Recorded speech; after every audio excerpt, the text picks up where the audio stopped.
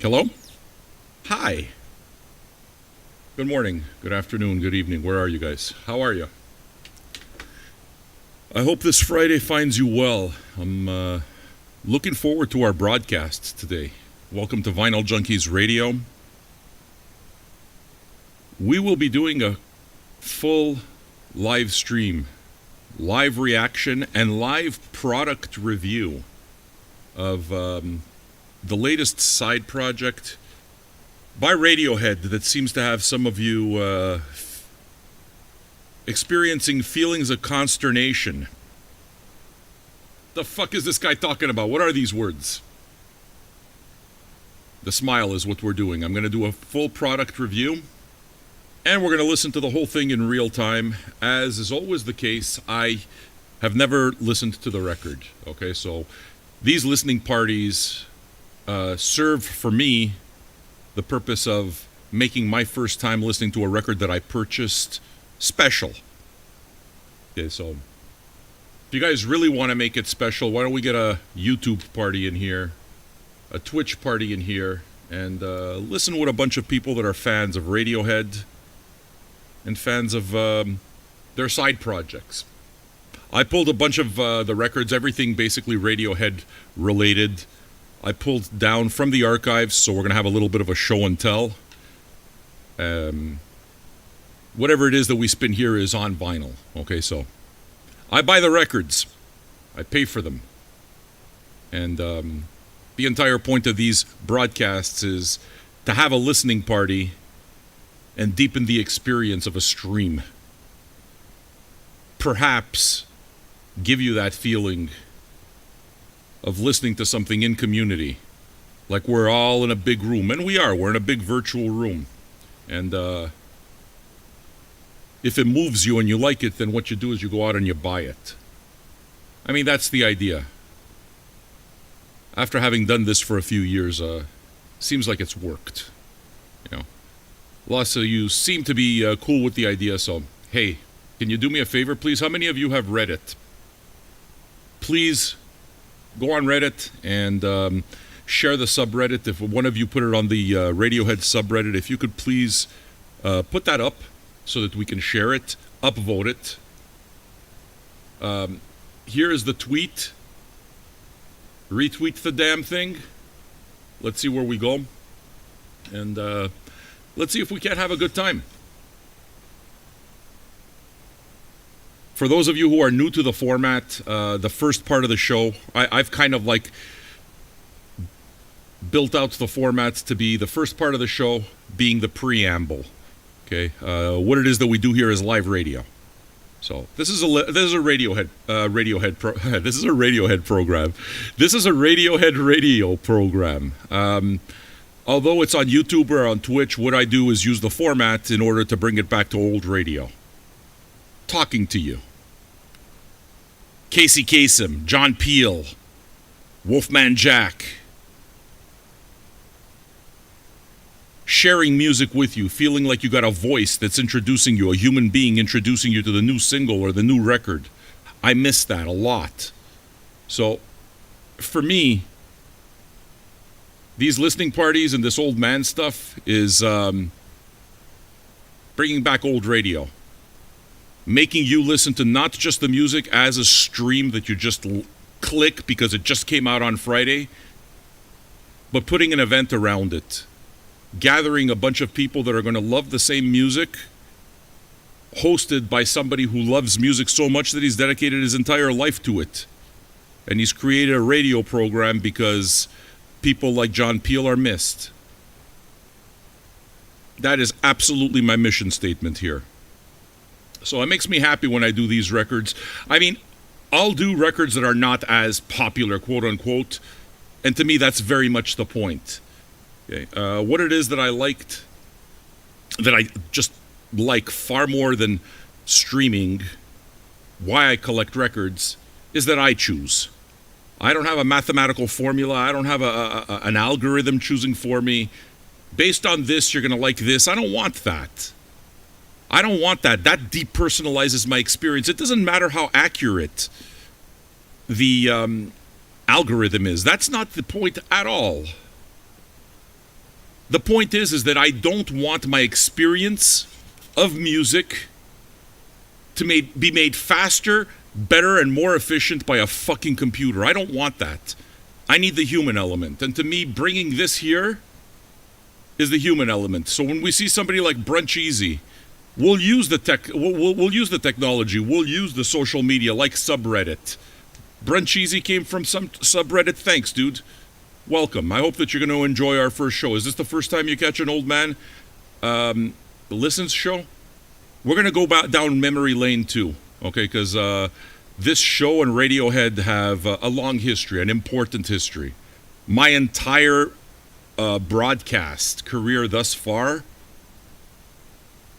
is a huge part of it is owed to Radiohead. So we're going to go down memory lane. But Brunch Easy, if you can, please upvote. Somebody can somebody please put up the Reddit? If you could put the link up, that'd be awesome. Upvote it. Retweet. Why? Because I'm trying to build the channel? Okay, sure. I'm trying to build the channel, but I think that people are going to stick to the channel only if it's good. What I'm trying to do, folks, is I'm trying to build a party for you. I'm trying to put together a listening party filled with fans. And I think we could do that. Obviously, I can't do it by myself. It takes effort from you guys. But if you guys want to retweet, you guys want to subreddit, you guys want to spread it on socials, put it on Facebook pages, please let me know that you did it. Why? Because I want to know who helped make it happen. Please understand, I'm good with even if it was only 3 people here. Okay? On Wednesday, we did Old Man Listens to Russian Circles, and you can rest assured that a Russian Circles live stream will not attract the same amount of people as, say, a Kendrick Lamar. You understand? If you can, Brunch Easy, please whisper me the link and I'll put it in. You're right, you can't put it in, but if you can, Brunch Easy, just the fact that you want to help and you just got here, just whisper me the link through Twitch. And I'll put it up for all of you. Okay? So look, I mean, we have a history together. Those of you, no, it what's it called? It blocks out. You guys can't put streams. Obviously, it's for spammers. But if one of you sends me the link through a whisper, I'm gonna put it in. Okay? Actually, I'll maybe make a button here to make sure that it could happen. Please know that I'm going to take my time with the preamble for a few reasons. Number one, it warms up our conversation. The chat. It's like pregame for a sporting event. You get excited. You have that first drink. So when it happens, you're pumped. That's something that I want to do. Again, please realize, somebody help Brunch Easy, or somebody, one of you, send me the whisper. Just send me a private message on Twitch. That's what the whisper is. Blue Letter Film has the idea perfectly. It's a tailgate party for whatever sporting event, or in my particular case, it reminds me more of pre-games for shows. You remember? We'd go to the concerts and we'd show up like 2 hours before. Like in my particular case in high school, I would literally leave high school and not go home. I'd go to school fucking if I'm going to an Iron Maiden concert, I'm dressed in Iron Maiden. I'm wearing my Maiden shirt or my Aussie shirt. I'm wearing whatever the hell I'm wearing. I'm wearing my jeans and I am ready to go to the fucking Maiden concert or to the Aussie concert immediately after school. So school lets out at about 4 o'clock, 4:20, let's say. I'm on the bus and I'm headed downtown. I just put up the Reddit. Thanks, dudes. Everybody upload if everybody can upvote to the Reddit. I trust my Radiohead fans on Reddit. We're going to get a nice party here. Thank you, Brunch Easy, for helping. So, going after school directly to the concert. The concert starts at 8 o'clock. But it doesn't matter. Because from 4 o'clock to 8 o'clock, what are you going to do? There's going to be a congregation of people. They're all there to see the same concert that you're there to see. Name the band. It doesn't matter. But they're all there for the same reason. And a lot of times, in your particular case, it'll happen, let's say, in a parking lot or whatever. Here, my memories of that when I was a student, when I was a teenager, was at the old Montreal Forum, where the Montreal Canadiens used to play. That place was a shrine of hockey, but so many bands played there. The Beatles played there, Led Zeppelin, name it, everyone. I saw Pink Floyd there 3 times and a whole bunch of other things, right? But the deal with this is that it was placed downtown, so right across the street where the subway used to come out, the subway exit and entrance was there was a huge park. Just a huge park. Well, not huge, a park, let's say, okay? The size of a city block. And we'd all go out and hang out. We'd buy some beers and drink in the park. And the cops wouldn't bother us. And there was always the guys who sold the marijuana and the mescaline, hashish, cocaine. There was always the fucking shady drug guy, because being 16 years old takes me to 1986, so obviously weed was not legal at that time. And we always tried to score some weed, tried to score some beers. Now, there were so many people in the park and stuff like that the cops were super respectful. The cops didn't bust the party up because they knew it's no point. It's not going to go anywhere. So what they would do is just make sure that everybody kind of behaved. So it was always this kind of like community thing where we'd get drunk, we'd get high, get super excited, and we'd head into the Forum to watch the concert. Some people didn't like the opening act. Ozzy, let's see, who's opening for Ozzy? Queensryche. Yeah, I don't know Queensryche. I'm not going to go listen to it. Some people. It's like, are you out of your fucking mind? Have you heard their new record, Rage for Order? You absolutely need to go check out Queensryche. Have you ever heard their EP, Queen of the Reich? I promise, man. You got to listen to Jeff Tate's voice. The dude's got pipes on him. And we'd have that conversation. And some people would go watch the opening band, and some people would say, no, fuck it, man, I'm waiting for Ozzy. I'm here for the main act. I'm going to drink beer in the park instead. All this is to say that I'm painting a picture, right? That's what this listening party is. That's what separates this from just streaming it. And that's what it is that makes it listening. That's what makes listening to it on vinyl, music. Okay? What makes it better on vinyl is the fact that you're more present in it. Please understand, the more that you're in the moment, the better, the deeper the experience is. So that's what it is that I'm quote-unquote trying to sell you here, on a deeper experience. If you guys truly love music, hanging out and talking about it with a bunch of other nerds just makes it better. That's Vinyl Junkies, baby. That's why you're following this channel. That's why you're subscribed on YouTube. That's why you're following on YouTube, on Twitch. That's why you're subscribed. Yes or no?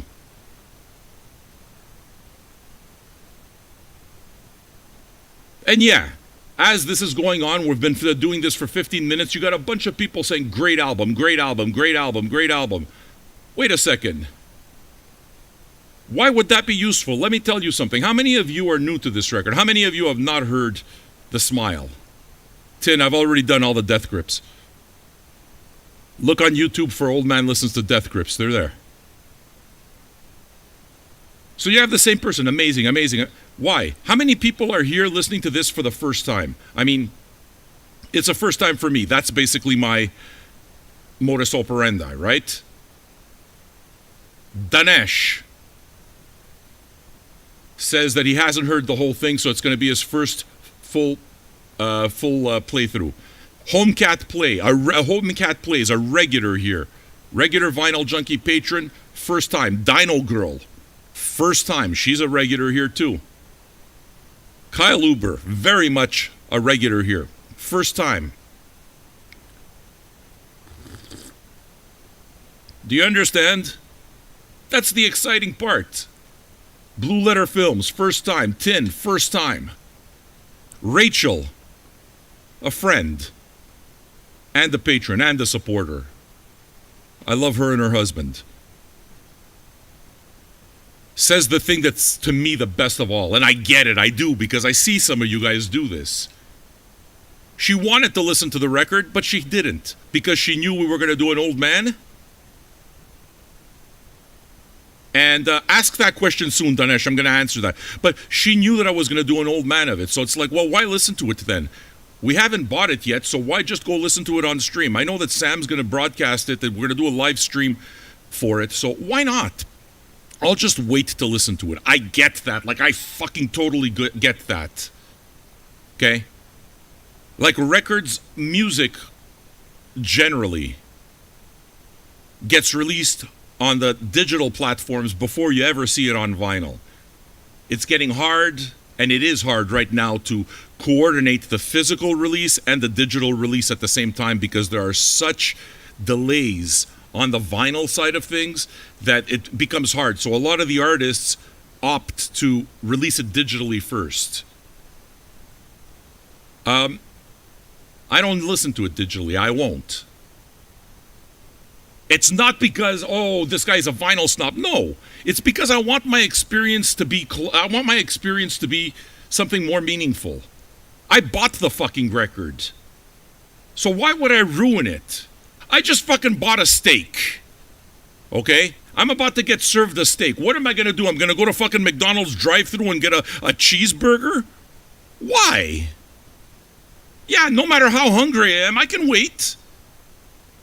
It's even better when you're fucking starving and you just keep turning around looking at the kitchen. When's this motherfucker gonna come out with my dish? It makes it even better, that hunger. When you dig into that plate for the first time, it's like, God damn! That's why you do things like this. That's why you buy it on vinyl, and that's why delaying the gratification and not doing it right away is a good thing. Not a bad thing, because it deepens your experience. You know? So the Kendrick stuff, the new Kendrick record, came out a few months ago, I believe. I knew. I didn't listen to it. I waited to hear it on vinyl. And what did we do? We did what's it called? An Old Man Listens to Kendrick Lamar. If you go check out our YouTube page, just look at our channel for Old Man Kendrick Lamar. We did the new record, and it was incredible. 200 people showed up. That was also incredible.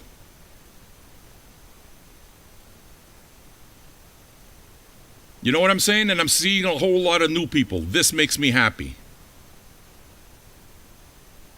If you dig what we do, you're going to stick around and you're going to be here for more.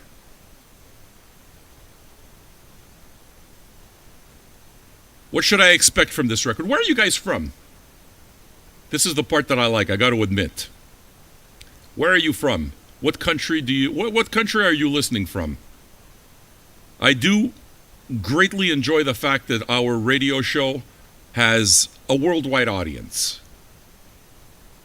We're still at the preamble here, Abby. So the different parts of the show are this, okay? I'll tell you exactly how it is that it happens. New York, Buffalo, Liverpool, yeah, Jersey. So listen, this is the way it is that I break down the shows from now on, whenever you see these old men. Bonsoir. Ça va bien, France? Bonjour de Québec. Austria, Chile, Costa Rica. You understand what I'm saying? The Netherlands, Melbourne, Australia, Germany, Argentina, motherfuck. Keep hammering. Tell me where you're from, man. Maine, Taiwan. Do you understand the power of that? You're listening to a bunch of people that are here at a place and time together. We're over 100 now. We're all waiting to do something together. We're all waiting to experience it. A lot of you have already listened to the music, so that's not why you're here. You're here for the community act of listening to a piece of music together. That's the beauty of it. And it's a Friday night or a Friday morning. If you're in the States or in Canada, you're still working maybe, and I'm keeping you company while you work. If you're out in Europe or the UK, it's the evening, so your work week is finished. So maybe you're unwinding with a beer. Maybe you're having supper. And we're keeping you company. I am the voice that's keeping you company during this time. Just like radio. Just like fucking radio. So anybody who comes to this thing and thinks, okay, well, when's he going to start playing it? Well, then you're missing the point of the show. The first part of the show is the preamble. After that, what I do is I go into the product review. Okay, and I'll ask you guys to timestamp everything. Okay, so after that, we go into a physical product review. I do real-time product review. I've never even touched the record other than cleaning it. You understand? Vinyl Crop is here because an algorithm isn't feeding him shit music. Yeah. Global reach all over the world. We got people in Africa. We got people in the Middle East, everywhere. I love it. I do. Makes me happy.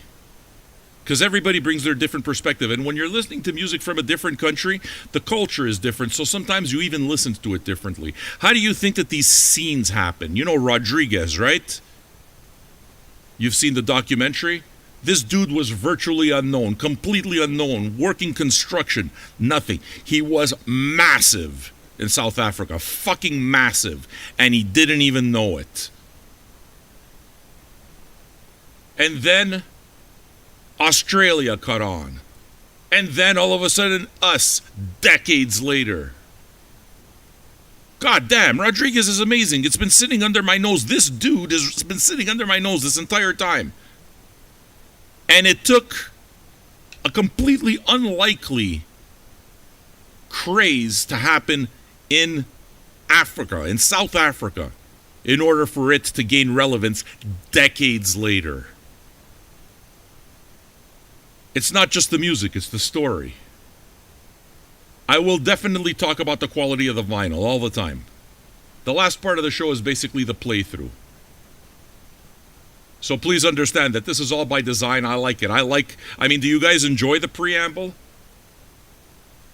You can be completely honest about it too. Or does the preamble frustrate you because you're like, just fuck, play the music? You know? If it's play the music, then you can do that at Spotify. The preamble is community. I'm chatting with you, so I see PA Grand and his comment. Love it immediately. Danesh, you've learned to love the foreplay. I'm happy. The preamble is what's great because it's what makes the show special, sure. Because, I mean, what's the conversation? The conversation is a real-time conversation with you guys. I can name you. Leopold, fucking Homecat, Kyle Uber, Vinyl Crop, who's completely new. Dude's not even been here a week, but I think you're enjoying yourself. You know I'm going to get to the vinyl review. You know that I'm going to be on from 1 to 4 o'clock. Let's take our time. Why should it go faster? So that we can fit it into the YouTube? Fuck that. The live experience is what's important. I don't understand people who go to concerts. It makes me crazy, okay? People who go to concerts and they watch the fucking concert like this. It makes me bananas. It's the reason I don't go to concerts anymore. One of the big reasons I don't go to concerts anymore is watching people watch concerts like this. There's the band performing live right in front of you. These fucking idiots are here with their phones in front of their face. It makes me crazy because if you're sitting behind them, all you see is a sea of phones. All you see is a bunch of fucking robots, a bunch of dickheads with their fucking phones up in the air. And it makes me crazy. That diminishes my experience. You gotta fucking live in the moment. If you really can't wait, go listen to it on your own record. Go listen to it on Spotify. You gotta learn how to live in the moment. That's what this show is. It's a live show. You live in the fucking moment. The people who don't like it are going to leave. The people who like it, though, and discover it for the first time, they're going to stay. Why? Because it speaks to you. You know we're going to get to the fucking music. What, you're in a hurry? When you go to dinner to a friend's house, do you guys right away, listen, I know you told me to be here at 7:30, so I expect the fucking plate on the table, 7:30. No. You know they 7:30. You know what it is that it means over here? 7:30, when I get invited to dinner, means we're ready to receive you at 7:30. Don't show up earlier. We're ready to receive you at 7:30. So when I go to my friend Frank and Natasha's house and I have supper, what winds up happening? We're having a beer first. We're having a fucking joint first. If he made some soprasat, he's going to put some soprasat on the table. He's going to put some cheese on the table. We're going to nibble. We're going to have our first glass of wine. Or maybe a glass of beer. And then we're going to have the fucking plate of food. all with time. The entire ritual takes hours. For those people who don't have those hours or don't appreciate those hours, then you're not listening to the right channel.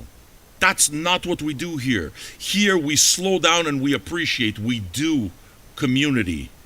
We do radio. Do you remember rock and roll radio? Do you remember rock and roll radio? Ba-bum. Ba-bum. Rock and roll radio. Let's go. Rock and roll radio. Let's go. Do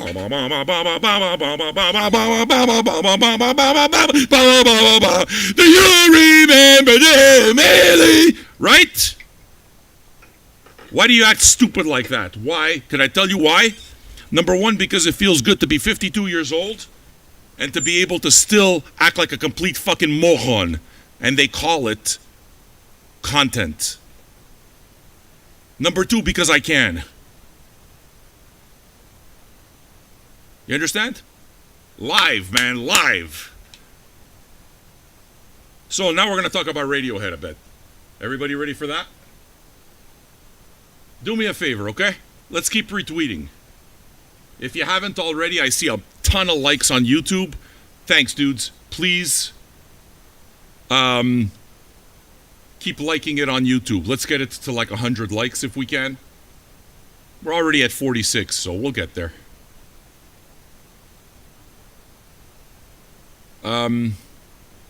Radiohead, can I ask the question that I want right now? Where did you discover our show? I promise. He said, wait a second, this fucking guy, he said he wants to talk about Radiohead, but he's talking about the show again. Once you see the answers, you'll see. What was your first experience with Vinyl Junkies Radio? What was the first time you came across our show? Old man, okay computer. Old man, okay computer. Okay computer, okay computer, okay computer. Okay computer, once again, Ian Eckert. Homecat plays, okay computer. Homecat's been here for years with us now. Vinyl Crop is completely new. Johnny Campbell, Sound and Fury. Yeah, but Johnny Campbell knew me before. He's one of the few. Okay computer, okay computer. Those of you who catch these shows, Adrian, Gabagool, you see these names and you'll see these are the same fucking people that have been here for years now. Dave Danesh, okay computer. Mulder, okay computer.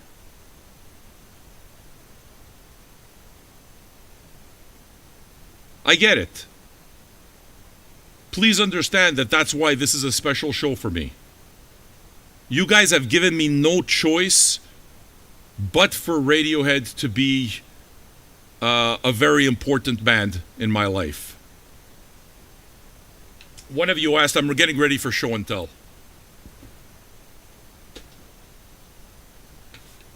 When I say show and tell, I bring it, man. Look at what I'm going to be showing and telling. Before we even start, I'm going to be talking about this many records. Just give me some time. So look, you see what it is that's happening. A lot of you, okay computer, moon-shaped pool, and those of you who are not from the OK Computer stream, if you notice, the answers are almost always Radiohead. Almost always. I have such a fucking history with Radiohead over the last 2 years. iPaul Pro is now a patron.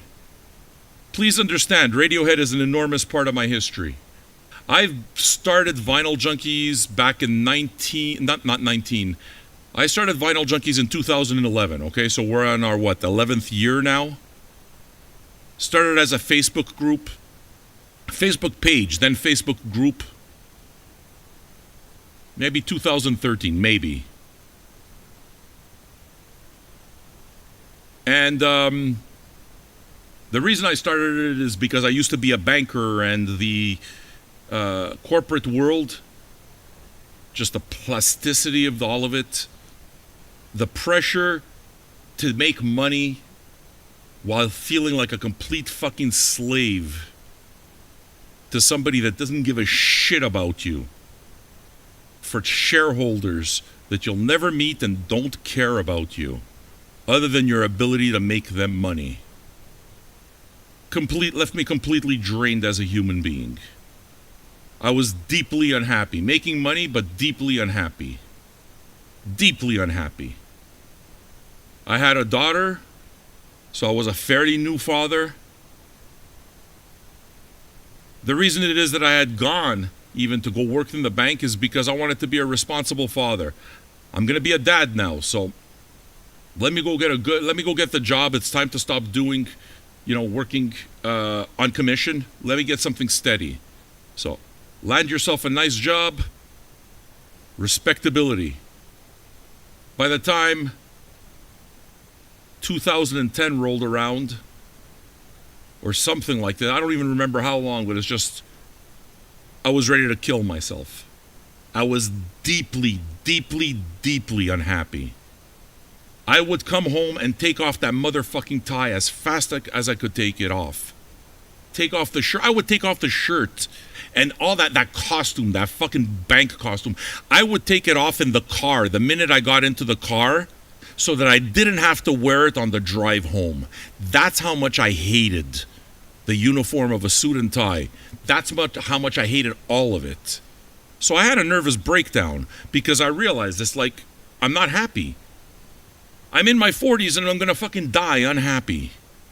So I had a nervous breakdown because I couldn't do it anymore. Full nervous breakdown. And it took me many years to get better. And Vinyl Junkies, collecting records, is what made me better. It's what rehabilitated me. It's what made me reach this point. During that entire time that I was basically on disability, because I was fucked. I couldn't work. Burnt out. During that time that I was fucked, I started Vinyl Junkies. Because I listened to records and it's like I need something with meaning. I need something to fulfill my life. So I would paint. Got an easel, I would paint, and I would listen to records. And it saved me. And during that time, I'm on it, 11, 12 years now? I made some videos. You'll see some old videos. Look for vinyl versus CD versus MP3. That's one of the first videos I ever made on YouTube. So I started fucking around with it because I knew it's like this is really my passion. And this is something that I was doing simply because I was deeply passionate about. Start a Facebook group, start a whole bunch of other things, right? Hundreds of thousands of people, these big groups. Then all of a sudden, I started streaming because I always did like the idea of radio. Prior to doing what I do right now, I used to put together these Mixcloud mixes. So those of you who are SoundCloud people, Mixcloud people, that doesn't seem to be the way that you do it now. But I used to upload music podcasts where I would do exactly what I'm doing live right now. But I would piece it together. I would get this song and that song and that song. A 3-piece song, and then I would talk about it. Like all real fucking, what I thought was the format. We fast forward to 2.5 years ago. We're getting a Radiohead. You guys digging the story, or am I taking too fucking long? This fucking guy, all this talking he does. I'm just here for the music. Why can't he be more like Spotify? Bitch, you pay $15 a month for Spotify. Go to Spotify. You ain't paying me shit. Fuck off. I'm going to play my record when I want. Why are you taking time now, Sam? Can I tell you why? Because I'm about to tell Radiohead stories, so I want to make sure that the Radiohead records are actually in order so I can tell the story to you properly. That's why. I'm trying to prepare an experience for you. You couldn't do this before the show? No. So, I'd been doing videos and fucking around with the radio format for a good while. Tried a bunch of things. COVID came along. Here we're going right into the Radiohead story. And you guys, by the way, if I get the order of the albums wrong, don't yell at me. Please know that you guys know this shit better than I do. And I never claimed to be a Radiohead stan. I'm not. So I'll be answering those Radiohead questions soon. So COVID hit. That was what? The spring of 2020. Italy's fucking... people are dying left, right, and center. Italy's under lockdown. We're being locked down. Fucking... the world is closing down. Nobody knows what's going on. There's no fucking... there's no cure. No one knows what's going on. Now I knew that this was going to hurt me mentally. Okay? I suffer from mental illness. I'm bipolar. So I knew this is going to fuck me up. This is going to mess me up. How am I going to deal with this collective anxiety? My daughter's not in school anymore. It's completely fucked her life. My wife's home. It's like, what's going on? I knew very early on that this would fuck me up. And so what it is that I started doing is, my answer was, well, dude, then broadcast. Just play your records. Play your records and talk to people. Because if you stay home by yourself, it's going to ruin you. It's going to fucking ruin you. You're going to die. I knew this. So what it is that I started doing is I started broadcasting live. Shows started in about March of 2020. Simply to give myself something to do. And I even doubted. It's like, who the fuck do I think I am that I can do a show that'll make people feel better? Like, this is just ego at work. So I battled with a whole lot of that. And then the conclusion I came up with was, listen, you got to try to do something. You have to try to do something. So even if I fail, at least I know that I tried to do something positive. And what wound up happening is that here we are 2.5 years later, still doing it. And it's become a radio show, and it's become my livelihood, which you guys support with your Patreon. Go become a patron if you'd like to become a patron, $2 or $5 a month, with your tips. And we go on, and now it's become a radio show, full on. So how did this Radiohead thing start? Am I telling the story okay, or you just wish that, this guy, he stretches it out too long. All these details. Friend, I'm the kind of guy that when I go to a restaurant and I like the food, I like to talk to the waiter or waitress or server to know what spices are being used. If I'm able to talk to the cook, to know. Not because I want to cook it or steal their secrets, but because I want to have a conversation about what I'm eating. So basically what wound up happening with COVID, okay? The deadly gingivitis. You see those early shows, I was making jokes about it. This is all coming to Radiohead. I'm telling you the entire story here. And making it up completely spontaneously. But I kind of knew mentally that this is what I would be doing during this show. So thanks for listening to the story. Yeah, I was fucked up during those first weeks of COVID. I mean, all of us were. We were scared. I was scared. And an enormous part of what it is that I do is the show, Gonzo Radio. Gonzo Radio doesn't mean that I'm trying to be outrageous. Gonzo Radio is the simplest thing in the world. It's another way of saying punk. What is punk? Punk is not the fucking stupid earrings and the torn t-shirts and the mohawks. That's not punk. To me, punk is living 100% honestly. That's punk. That's what makes Dolly Parton a punk. And that's what makes Sid Vicious a fucking poser. To me. Lingua Ignota, punk. Fucking right. Wesley Willis, punk. Miles Davis, punk. Do you understand? That's my definition. It's the same kind of definition as gonzo. Gonzo doesn't mean ingesting a ton of drugs. All it means is living completely honestly and purely. So if I'm going to do it, I mean, gonzo is a term coined by Hunter S. Thompson, right? His journalism was called gonzo journalism. The reason it is that I adopted that as my mantra here with Gonzo Radio is not because I seek to emulate Hunter S. Thompson as much as I'm a very big fan. It's simply to say, look at when we started this. I started this entire thing during a low point where things were difficult, but not only for me, it was felt collectively. And I kept saying, at your worst, that's where it is that you see who you really are. At your worst is where you see a person's truest nature. Believe it, it's true. And I would say a lot of these things to myself. I had no idea, but what wound up happening is that I broadcast for 717 straight days.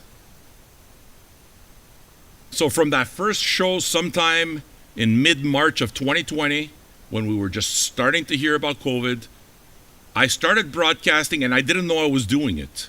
This was not a plan. I broadcast for 717 straight days. I remember how fucking hard it was just to get past 50. When you get to 50, it's like, I gotta try doing 100. I remember how hard it was. Eventually, it just became, let's go, man, let's go. It's part of the fucking grind, let's go. That's how this radio show was birthed. All this time, an hour and 42 minutes into the show, I still haven't gotten to the Radiohead part. Yeah, that's radio, man. That's storytelling. That's why you're supporting it, for the stories. You have to. Mental health solidarity, you have to. You can't hide the worst parts of you. If you're mentally ill, you have to be able to know that you can rely on people around you. Because when you're not well, you can't trust your own brain. So it's important to have people around you. That's why it is that I talk about it. Because I have to. Because if I can make somebody feel not alone, and if I can make somebody just switch on and not have some of the difficulties that I've had, then what else is it for?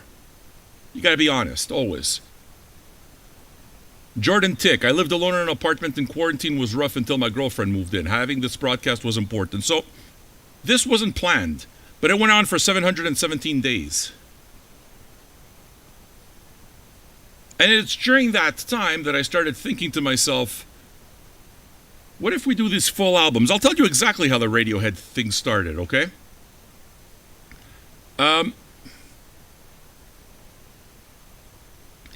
It took me a little while to realize that let's continue this streak, okay?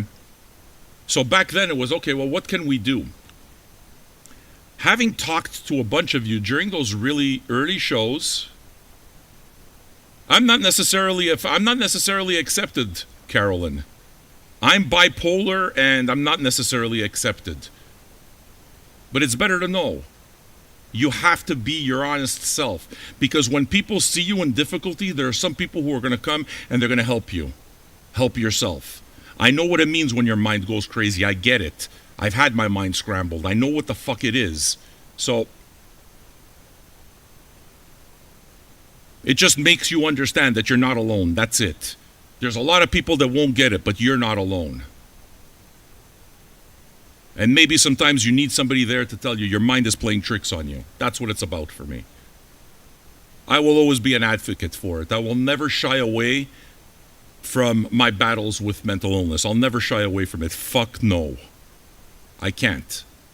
That's Gonzo Radio. Having a full-on fucking breakdown and accepting it and owning it. That's Gonzo Radio. It's ugly, it's not what you want to do, but it's life and it's messy. Shame is a prison. Thank you, sir.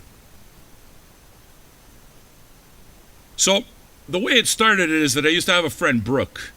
Somebody that I used to know from ages ago, from a group that I had started even before Vinyl Junkies called Cannabis Nation.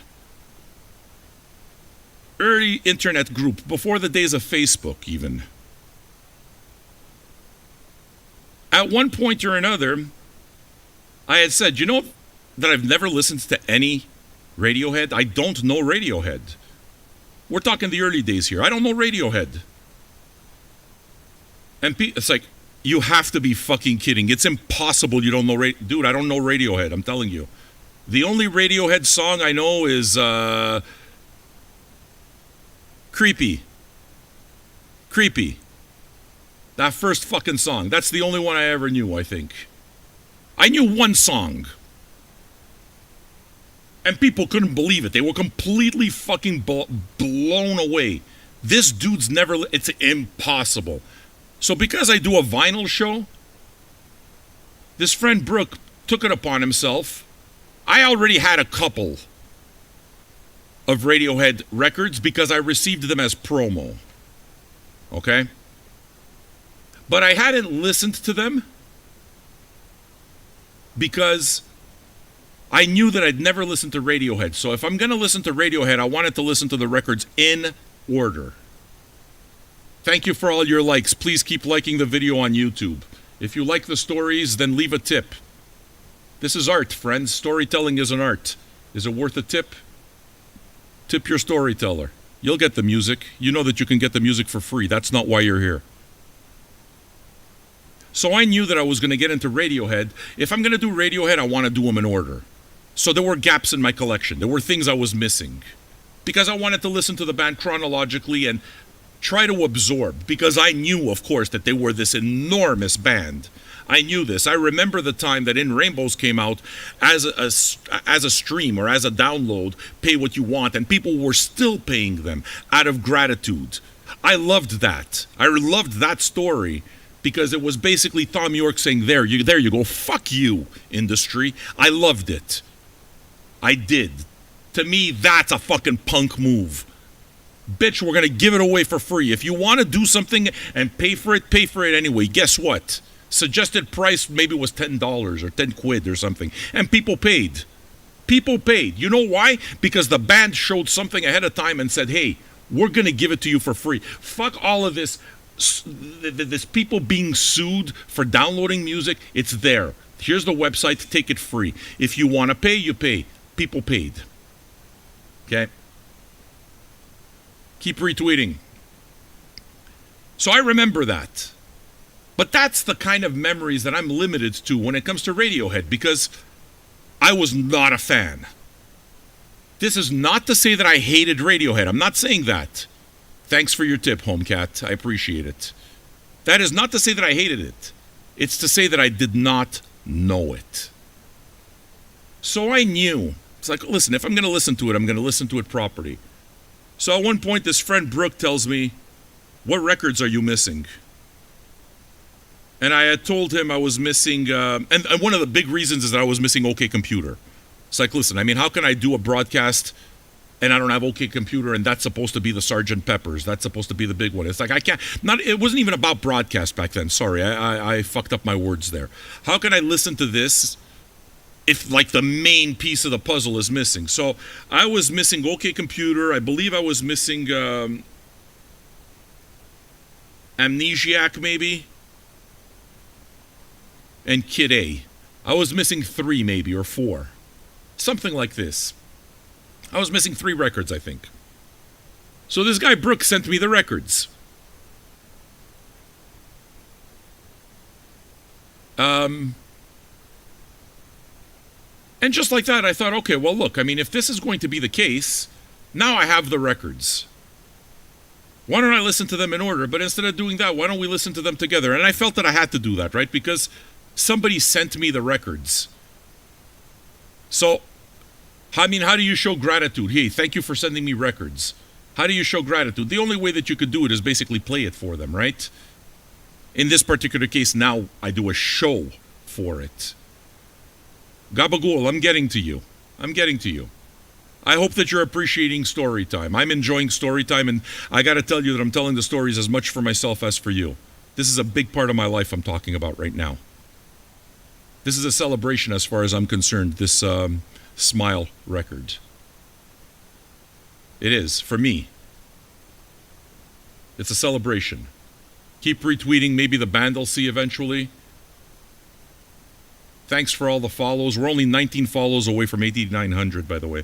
You guys are crushing me. So we started with the Radiohead broadcasts. And I said, look, How many albums were there? 1, 2, 3, 4, 5, 6, 7, 8, 9. Okay, yeah, I went right up to a moon-shaped pool. That was the last one. Okay?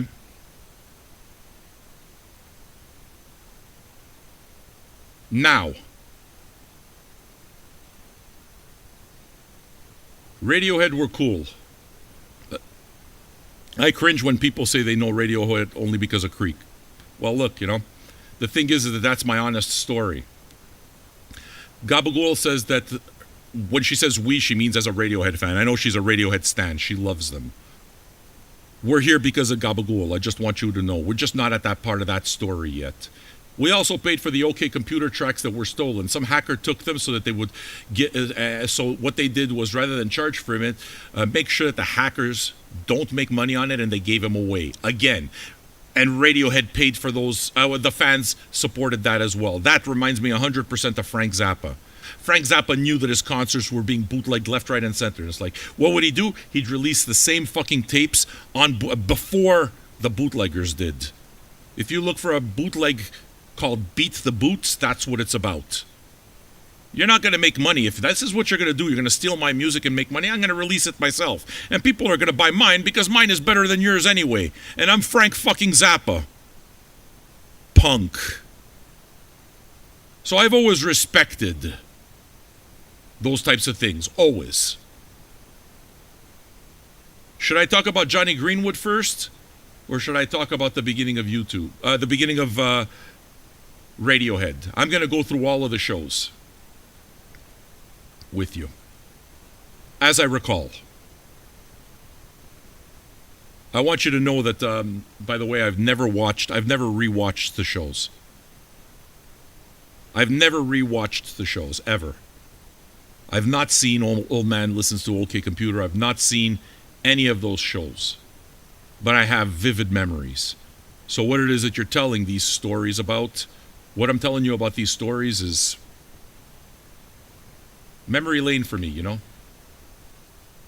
So check this. We were what it is that this whole journey, okay, it took me a while to even understand. But I'm a long-time soundtrack guy. I've been collecting soundtracks for decades. If you go take a look at the archive, let me put up a link if you guys are curious about the records that we have in this archive. There are 8,500 records in the archive. That's what I use to do the radio show. 8,500. Go have a look. I'm a long-time soundtrack guy. I have something like 50 Morricone soundtracks. When I had them on CD, I had well over 100. I have a lot of Morricone still now. And I've been collecting soundtracks for 30 years. I'm 52. So, my introduction to the music of Radiohead was Johnny Greenwood. Can I tell you something? You're not going to believe this, maybe. Those of you that take a look at the camera, I'm now playing show and tell, so I've got the album cam on so that you can see the art. I bought these Johnny Greenwood records, or they were sent to me by Vinyl Me Please, okay, while I was managing my big group on Facebook. And the reason I chose these had nothing to do with Radiohead at all. I chose Phantom Thread and There Will Be Blood. I didn't even know Johnny Greenwood was a member of Radiohead. I swear to you. I swear to you. I didn't know. Johnny Greenwood meant nothing to me. The reason it is that I picked them is because There Will Be Blood was a great soundtrack, and I trust that Phantom Thread was going to be too. So this was kind of part of my promo pile. So, my first taste of Radiohead, other than Creep, was Johnny Greenwood's soundtracks, which I already loved, but I never put it together. This is my intro, right here. Dude, it's only later that I put it together. But no, I mean, at the beginning, this is prior. I had these before I started the Old Man broadcasts. I had these in my collection, and I collected them as a soundtrack guy. and no connection to Radiohead at all. So going in to these Radiohead old man videos, they weren't even called old man videos. I'll give you the history of that too. I had decided, all right, now I got the records. I'm going to play these records one a day until we go through all of them. Early days of COVID again, right? I'm not... I bought you bought Phantom Thread not knowing that Johnny Greenwood is part of Radiohead. Yeah, dude, I'm serious. That's kind of why it is that I tell you, I'm not a music critic. My opinion doesn't matter. Please understand that that's not what my role is with this radio show. My role is not to tell you whether something is good or bad. My role is to bring all of us together so that we can listen to music together, have an experience. That's what my role is. That's something I know how to do. That's something I believe in, and that's why I do this. So... all right, so Radiohead starts. Let's go. First album comes on. I'll give you the history of every fucking Radiohead term. I'm reading your comments in real time, so if you have any questions or anything, and I see them, I'll answer your questions in real time, okay? We started with Radiohead, Pablo Honey. I hated this record. I did not like this fucking record. So, I marked it up because I knew that I was never going to listen to it again. Radio Dread. Please, no more Pablo Honey. Pablo? Pablo? Pablecito? Are you washing your ass? That's where it started. So you want to know where Pablo Honey started? It started here. At this point, I also started hearing fucking Bongo. This fucking guy sounds like Bongo. And I was listening, and every song, it sounds like they're trying to sound like U2. It sounded terribly generic to me. With this singer who's trying to sound like Bongo. Didn't like the record. Marked it up. It's like, yeah, this record here, I'm not going to break it. On the other hand, I'm never going to do anything with it. So, let me mark it up. Didn't like it at all. That was the very first Radiohead broadcast. Old man listens to Pablo. I don't know if it's still available or not because Beggar's Group has...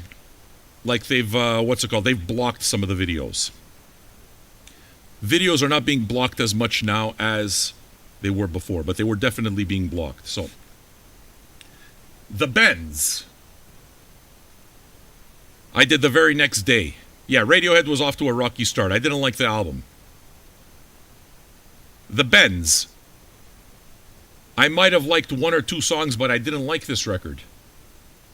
I didn't like this motherfucking record. But it was my second listen of Radiohead. So I said, you know, I mean, if I had to compare one to the other, I like it more than Pablo Honey. I like it more than Pablo Honey. So that was basically it. But I did not fucking like this record either so much. Okay? Said, okay, I can get it now. Like, you know, would I buy this record? Maybe. Back then, would I buy it? Basically... what it is that I used to do is I used to say, okay, but would I buy it? So when I did Pablo Honey, I knew I wouldn't have bought it back then if I knew what it sounded like, and I wouldn't buy it now. I received some of these records as promo, like I said. So I received this as promo. And I asked myself, would I buy the record back? What if I bought the record back then? When it came out in 1994, I was 24 years old. Would have I bought it if I knew the record existed and I knew the band? I said, yeah, maybe. Maybe. If I found the CD for $5 in a pawn shop, I would take it home with me. Would I buy it today? No. I'm glad I got the record for free, but I wouldn't buy it. So by this point, we're already about into week one of the gingivitis broadcasts, the virus broadcasts. So the next one is this. Things had already been brewing. It'd been tough. Italy was under complete lockdown. I think by that time, my friend's brother, Frank's brother, died of COVID. So it hit home, and I knew somebody else whose parents died of COVID. So it was hitting super close. I was fucking terrified. My wife was working. It was a time of big anxiety. My daughter was home. We didn't know nothing. No fucking vaccines, nothing. And this record comes in. So I start playing it. Now, those of you who watched Old Man Listens to OK Computer, remember me saying bongo a million fucking times. The reason I was saying bongo is because I listened to bongo for 2 fucking days before that with these 2 other records that I hated. This fucking Pablo Honey and Benz, I hated them. And but what the fuck am I doing? I don't like this. So that's why you kept hearing, all I hear is bongo, bongo, bongo, bongo. That's what that was about. Because I had fucking bongo for the first 2 days. I can't stand that guy. So I went into the story of why I hate fucking bongo from U2 as much as I do. And I went into the whole story. And now that is part of history. To this day, there are still people who watch that video and say, who the fuck is bongo? What's this guy talking about? This guy, too much bongo. Fuck you. There was the right amount of bongo in that show. Adjust. So I started listening to this record here. Okay? OK Computer. Can you guys keep sharing the subreddit? I mean, it's got to be worth something that I'm telling all of these stories. Share the subreddit if you don't mind, please.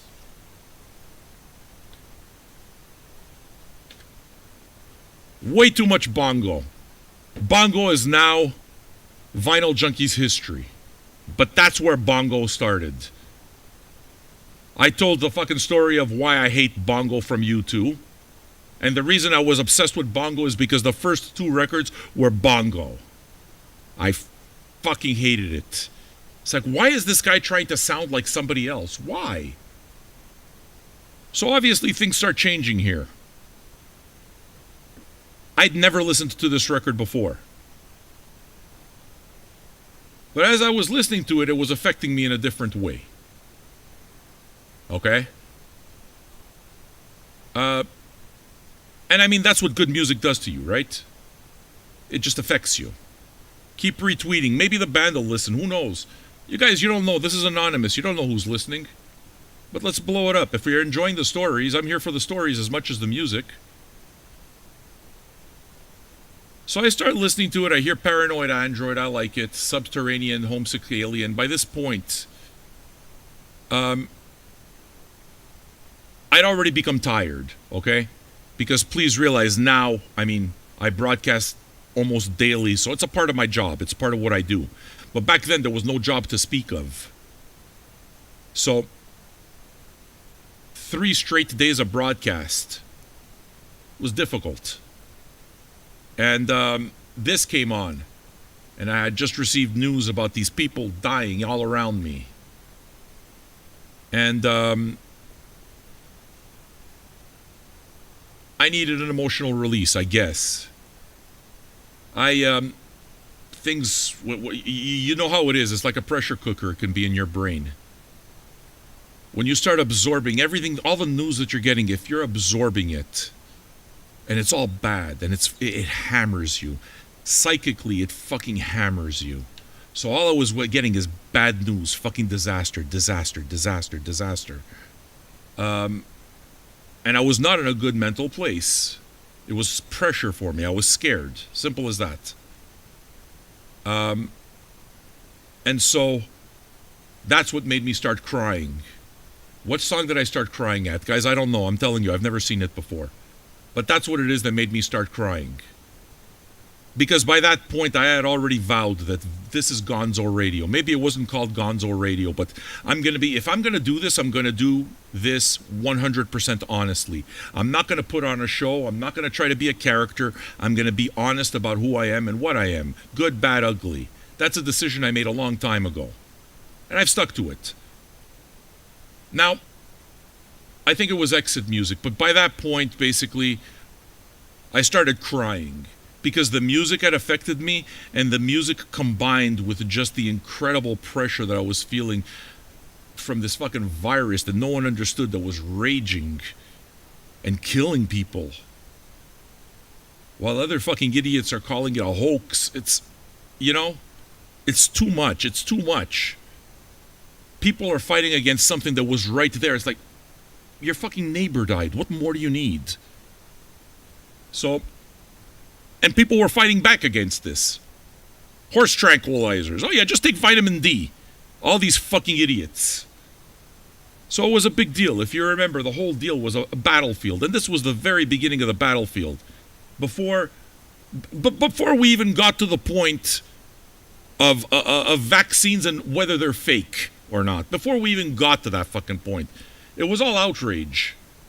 So when this came out, and by this point there was Subterranean Homesick Blues, Exit Music, supposedly it's right before Exit Music, and Exit Music is, the big kind of track. And I just broke down, and I started talking about it, and I realized at that point, it's like, okay, now I get it. Now I understand how you can have an emotional experience with music and you can connect a time and a place with music, because that's exactly what had happened. Now, by this point, there were about 400 or 500 live people watching the show. Okay?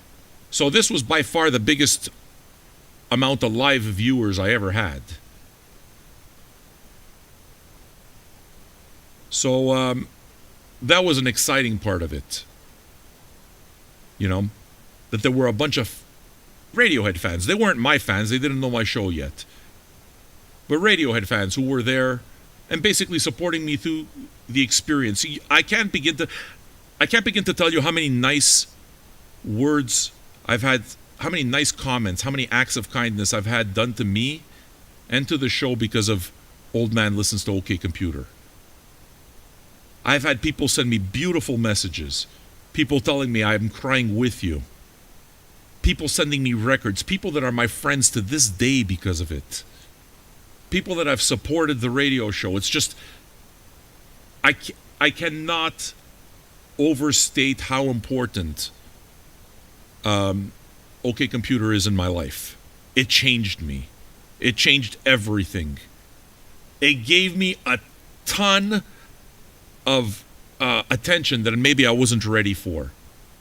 So I definitely had an edge to my show because it's like I felt invaded almost. But it wasn't really invaded with Radiohead fans. I didn't feel that way so much because Radiohead fans were thoroughly decent. It was a pleasant experience. It was a wholesome experience. You don't have like the stands that were just being pricks. It was nice. And they connected with me. And they made me know. They really made me know that they connected with me. And here we are, over 2 years later, the show's been watched. Old Man Listens to OK Computer has been now viewed nearly 350,000 times. Nearly. I don't know if it has. Maybe it's past it. But it's easily the most viewed video for me. Please understand, I'm not Anthony Fantoma, so I don't get millions of views for anything. But 350,000. What was interesting about it too is that a lot of these threads, a lot of these videos, even these early ones, were being taken down for the music. But this one stayed up. And it just kept getting views and views and views and views, and people just kept subscribing to the channel. It's like, really? 348,930, yeah. So we're 170? No, 1,070 views away from 350,000 views. It's going to happen, right? So by this point, it's like a little... Somebody, actually here, let me give you the name. Let me give you another piece of Vinyl Junkies history and Radiohead history. Where did old man come from? One of the comments that I get all the time is like, why do you say that you're an old man? You're not an old man. It's a fucking joke to call yourself an old man. I didn't call myself an old man. Somebody called me an old man. I don't even know who said that. But this, maybe one of you Reddit people can find it. But where it is that I got that from was, there was a subreddit that said, old man listens to OK Computer, or something like this. And to this day, it's probably the subreddit that's ever gotten the most traffic or whatever, upvotes or any of this. And I thought to myself, that's curious. You really see me as an old man? On the other hand, I'm pretty fucking grumpy. So I act like an old man. So it's like, yeah, okay. It seems like a moniker. Why don't I just use old man?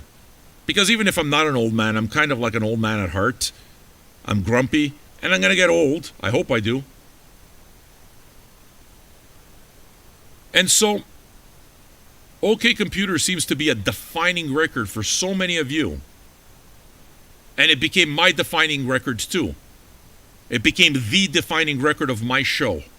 An absolute point where everything changed for Vinyl Junkies, everything changed for all of us, and I've met tons of you through it. But you saw me have my Radiohead moment live. Some of you watched it live. Some of you, that Radiohead moment is me having that first Radiohead connection. It's the first time that I felt what you felt. And you have to understand that that's way more important, because having a bunch of people say it's a masterpiece doesn't mean a goddamn thing to me. Radiohead is, I don't give a fuck. The minute it is that people start talking about their personal experience, then I connect. Then I really connect and I start understanding. The minute I have my personal experience, then I really get it. And it is that moment before Exit Music that I had that personal experience, combined with the tension, the stress of that entire fucking period that, at least in terms of the history of this show, lasted for 717 days. So those virus broadcasts, I broadcast every single day of that fucking pandemic.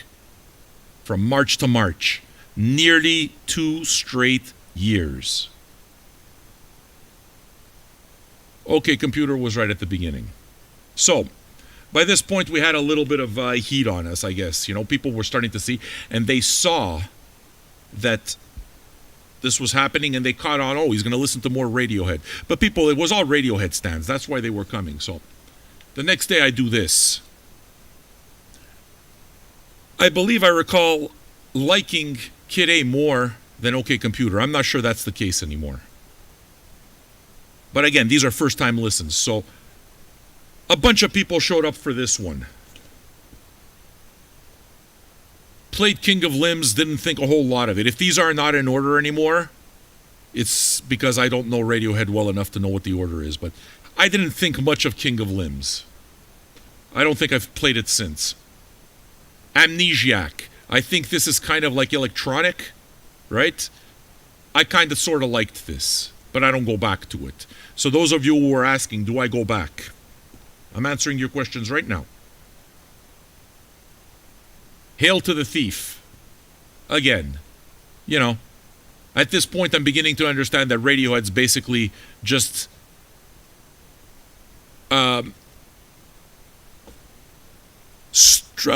what's it called? Straying from this huge thing that they built and trying other music. Which I respect. Listen, I always respect an artist that pushes like that. So, props to them. They always did their own thing. In Rainbows. This is the record that was originally released only as a download. I liked this one. And I remember telling the story of how I came across it.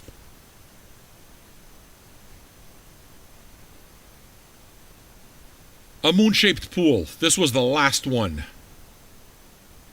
I liked this record, but one of the things that I'll remember this for is that the live audience for a moon-shaped pool was the largest live audience I've ever had. No, actually, that's not true. Fantoma rated me, and there were like fucking 1,000 people or something. But before that, 821. We had a peak of 821 people watching this live stream all at once. Some of these are still up live, and some are not. Okay?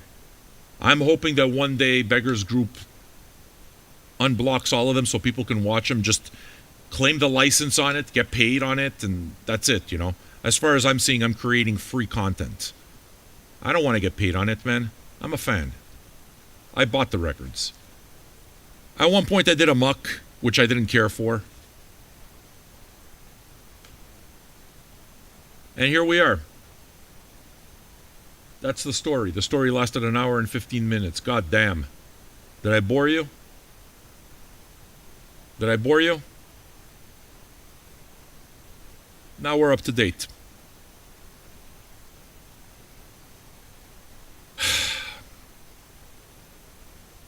So as I listened to The Smile, I didn't even want to listen to The Smile. I didn't. It's like, this is not because it's not a record that I would buy myself. Truthfully. Of the records that I go back to, can I tell you what I go back to with Radiohead? I listened to Kid A today. I go back to OK Computer. But the records that I actually listen to, I go back to the Johnny Greenwood. You guys are going to hate me for this. But the Radiohead that I play most, can I tell you what it is? Radio Dread. Dub. What is it called? The Easy Dub. The Easy Dub All Stars. They did also the Pink Floyd one, Dark Side of the Moon, Dub Side of the Moon. Yeah. That's probably the record, the Radiohead record I listen to most. I'm not trying to be offensive to you. Radio Dread. I love that record. As a reggae fan, that's what it is. Actually, that keeps Radiohead in my everyday consciousness more than you. Because I listened to it after the fact. It's not something that I listen to constantly. I got 8,500 records. I do a radio show and we listen to everything. But Radiohead comes up all the time. The spirit of Radiohead is in every show. There's always a connection to Radiohead. To every fucking show since that time. And here we are now. Nearly 100 viewers on Twitch. 61 on YouTube. Keep sharing. Keep retweeting. Let's get some people in here. Can somebody put up that link for the Reddit? Put that up too. Now we're getting ready to listen to the music. Thank you for your tips. That was the big part of my story. That was my story. So I hope you found it entertaining. We're going to get into the music now. Hail to the Thief. I think I did Hail to the Thief. I mean, I pulled all the records, so I thought that I pulled this one too. So when The Smile was released, lots of you hammered me. Are you going to do The Smile? Are you going to do The Smile? Are you going to do The Smile? Are you going to do The Smile? And the answer was no. Why won't you do The Smile? Because in order for me to do The Smile, I got to buy The Smile.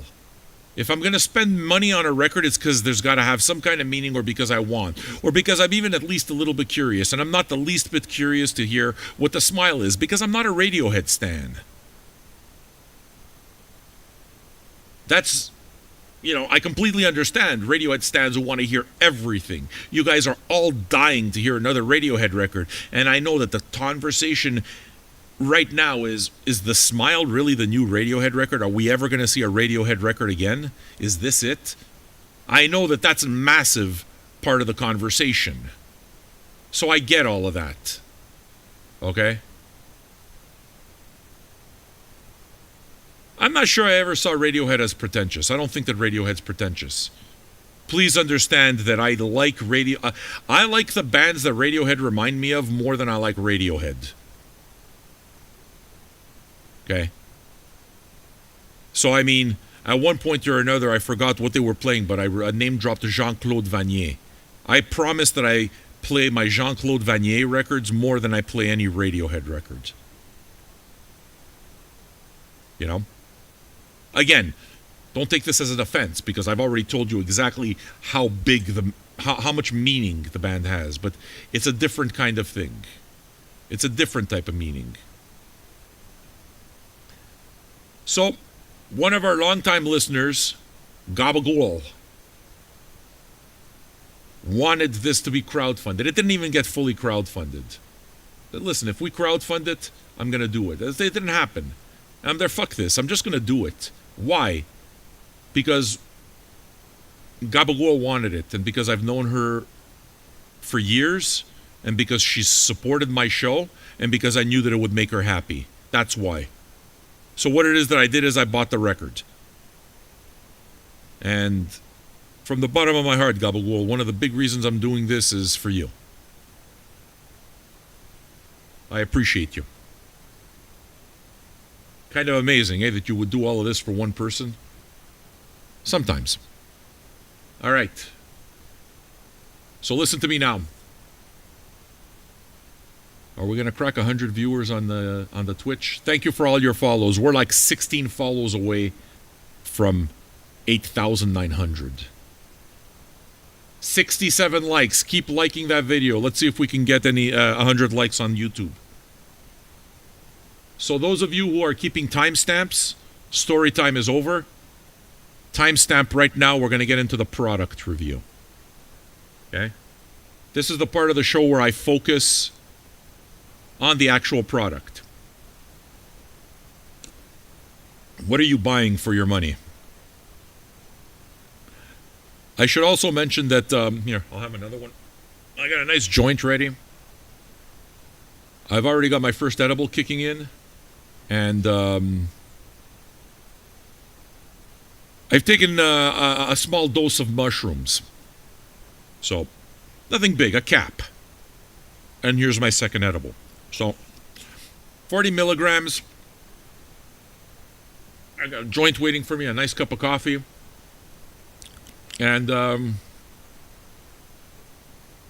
mushroom's about kicking in right now. It's exactly what I wanted. It's while I was telling the story and getting all the feels that I wanted everything to kick in. So we're here. And when you get all the way high, you know what winds up happening?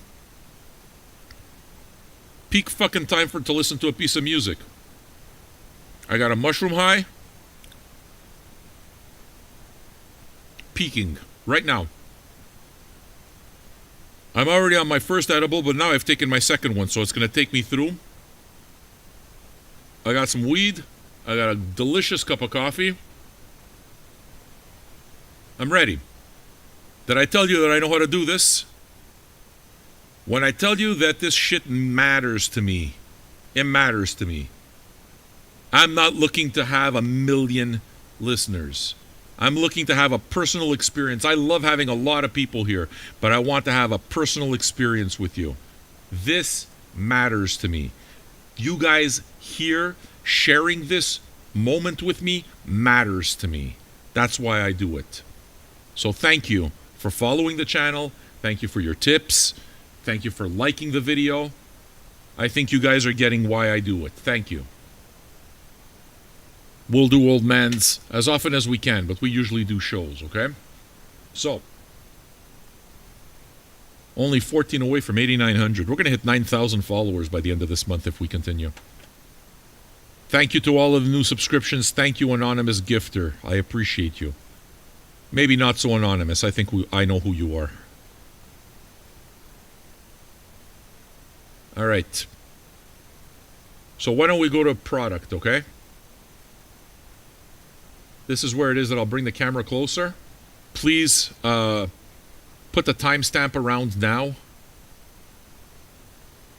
This is the portion of the show where I focus solely on the actual product that I bought. What do I think of it? I've got 8,500 records. A few years ago, I was absolutely alarmed and disturbed by the quality of new record pressings. And brought my concerns to the music industry, and they didn't listen. They were, let's sweep it under the rug. Let's not talk about the elephant in the room, which, of course, if you know me, is not me. It's not who I am. Let's talk about the fucking elephant in the room so that we can fix it. That's me. Okay?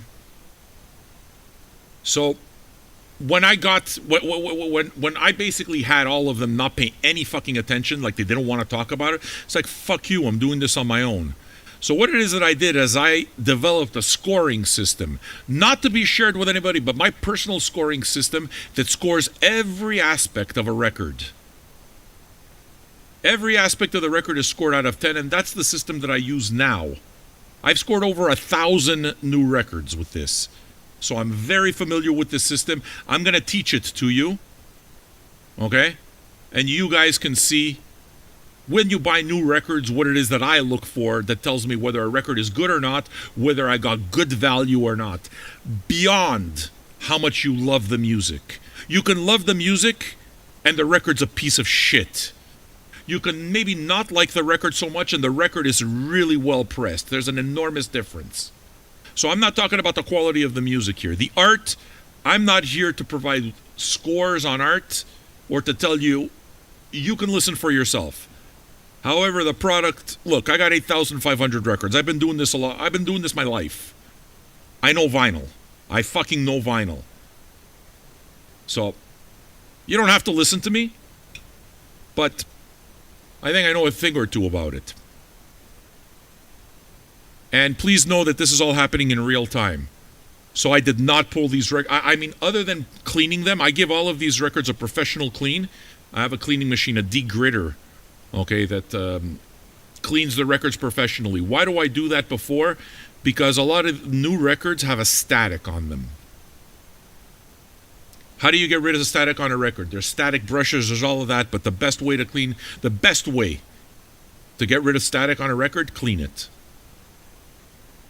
So I put it through my decavitation machine, the degritter. After 5 minutes, the fucking thing is completely clean. Bring it on. These records are as clean as they're going to get. Why do I do that?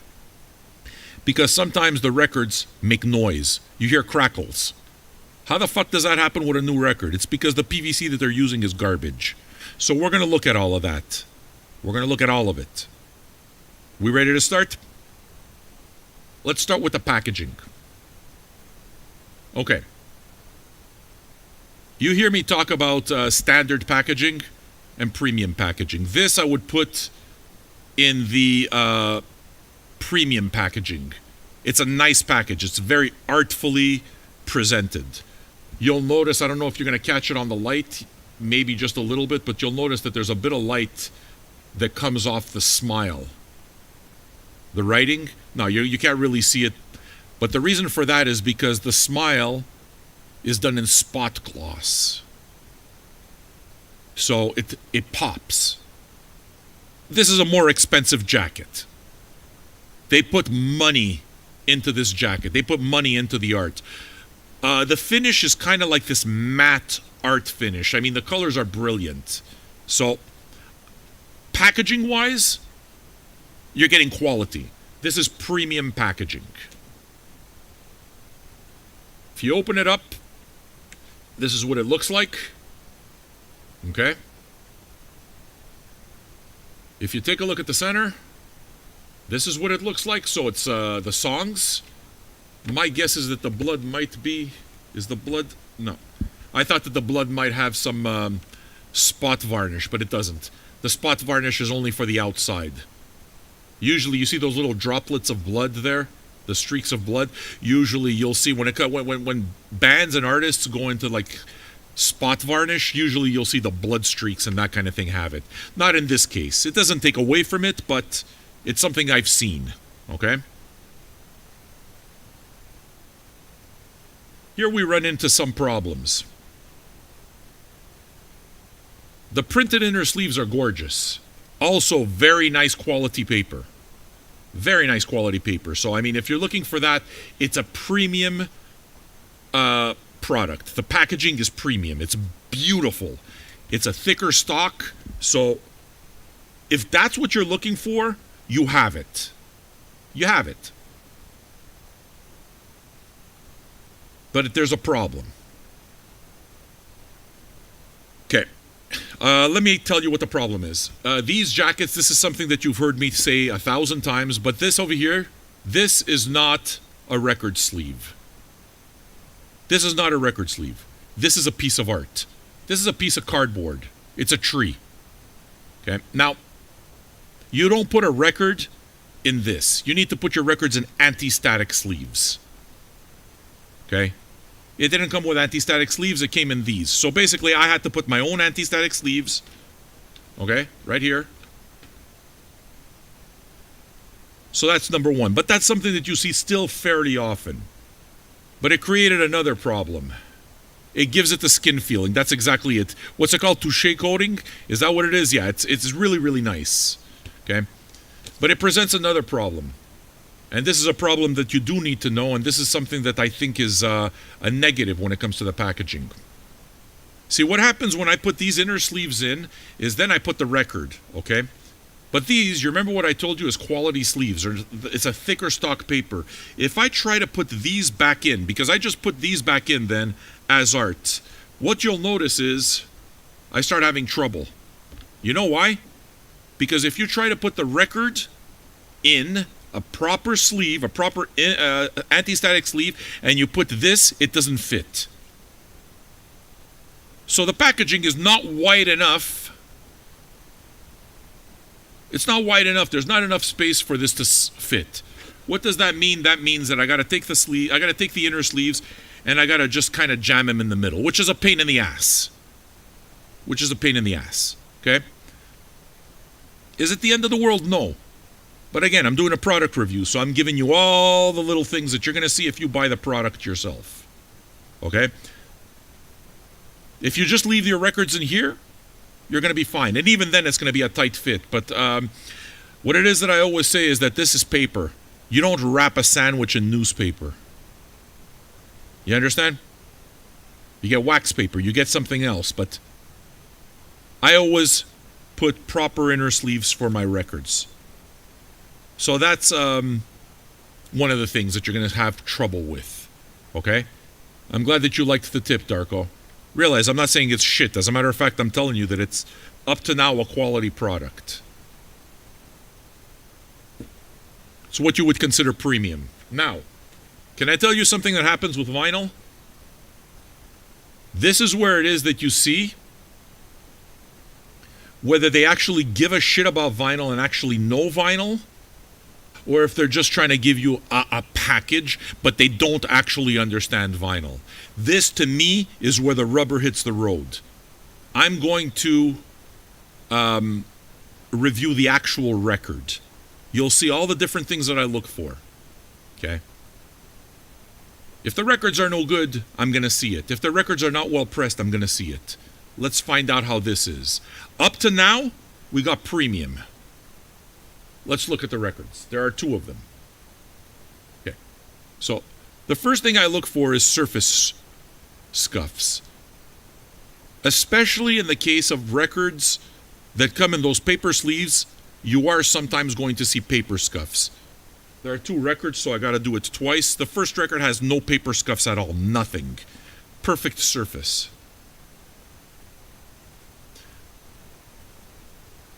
The second record, no paper scuffs at all. Oh, whoa. Whoa. No, wait. I got a surface scuff here. I got like a scratch that probably won't affect the way it plays, but this is brand new. Disc 2, side 1. So side 3 has a scuff on song 2. Will it affect play? We're going to find out. So is it perfect? No. But that's not a manufacturing default. That must have been some kind of... Sometimes they scratch it against something. I bought a Radio Birdman record that has a huge scratch right across it. I have to return it. Brand new record. So surface is perfect. The second thing that I look for is centering.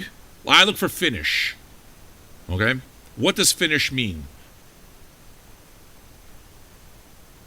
How does the product feel? What does it look like? The things that I look for, the primary things that I look for, are two. What I do is, see right now the turntable is turning, so let me just focus out a bit, you'll see. What it is that I do is I look on the outside of the record. I run my thumb against the record to see how rough the edges are. That's finish. Okay? This record is a bit rough. So it's not 100% perfect in terms of the edge. I'd say that's a 9 out of 10. This is an 8.5 out of 10. There's a little bump on this one. Okay, look for that bump, by the way. That's something that you see. I've seen it with, what are those machines that they make up in Canada? There's a certain pressing machine that has that little bump that happens. So I feel that bump. I think it's those Canadian pressing machines. I might be wrong. I'm just guessing, right?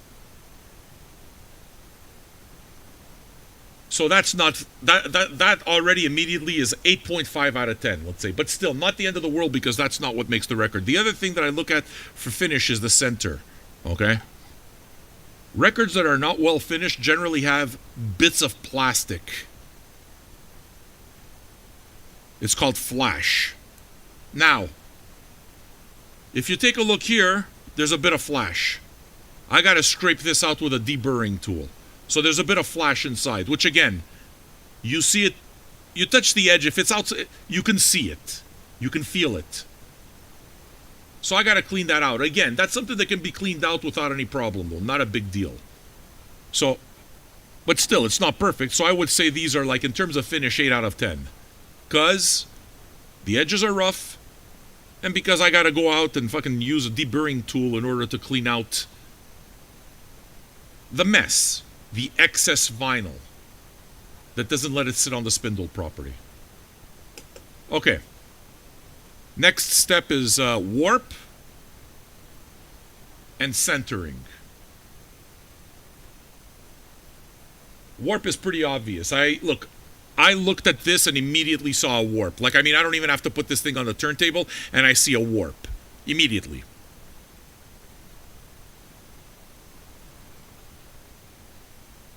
Yeah, there's a warp here too. How is it that I could tell? What I do, when I drop the stylus on the record, I look for two things. I look for movement in the stylus. Okay? I look for centering and I look for warp. If the stylus is traveling up and down, that's warp. If the stylus is swaying side to side, that's centering. If the stylus is swaying side to side, it's because the record has not been properly centered. It's like buying a brand new car and the fucking steering is off, the alignment is off. That's basically what it is. A record has to be centered perfectly, otherwise the alignment is off. The cartridge, the stylus, has to be completely perpendicular. That's a perfect record. That's a 10 out of 10. This is not a 10 out of 10. I can already tell by the warp. Let's see how badly. Bad centering is worse than a warp sometimes, dude. Bad centering is just fucking sloppy. What it tells you is that the people who are pressing your records can't even be bothered to fucking do it precisely. That's what it tells you. Because the machines, they can do that. You just have to adjust them properly. And every record is different. 140 grams, the centering is different. 180 grams, the centering is different. Everything's different. So you have to make adjustments. And what it tells you is that the person operating the machinery is not making the adjustments properly and doesn't care enough to give you a centered record. But that's what you're buying. When you buy a car, a brand new car, you expect the steering to be straight. An off-center record is a record that's misaligned. All right. Thank you for all your follows. Only 11 follows away from 8,900. So now I turned this off. I'm going to do it with both turntables. I'm going to drop the stylus right on the... Yeah, look. Can you guys see? Can I tell you how it is that you can see from TV land? Look at the light. Okay, so it's over here. You see the light? If you see the light off the record bouncing, if the light is dancing off the record, it means that it's warped. If you see that the light is constant... It's not. Obviously, I'm going to get more because I'm going to get right down and look at the warp and tell you exactly I'm going to grade the warp. But if you already see that the light is bouncing, you can already see that it's warped. That's not me giving a bad review. That's you looking at it and you can see it. So, I mean, I'm going to probably get hate for doing this kind of thing. It's like, oh, fuck, you're hurting our sales. I'm not hurting your sales, dude. I bought the record. I paid for the fucking record. I'm doing this in real time. I want a perfect record. But if it's not perfect, I'm going to say it. So, let me take a look. I have to do this twice. What I'm going to do now is I'm going to drop the stylus and look basically to see if the stylus is swaying side to side, because that would indicate not centered properly, and if it's swaying up and down. We already know that it's going to sway up and down because we already see that there's a warp. But let's see. And when you drop the stylus, you want to drop it on the outside. The inside is always going to be a bit flatter. If you really want to see what the warp is and you want to see, what you do is you drop it on the outside. And that's where it is that you see the most dancing.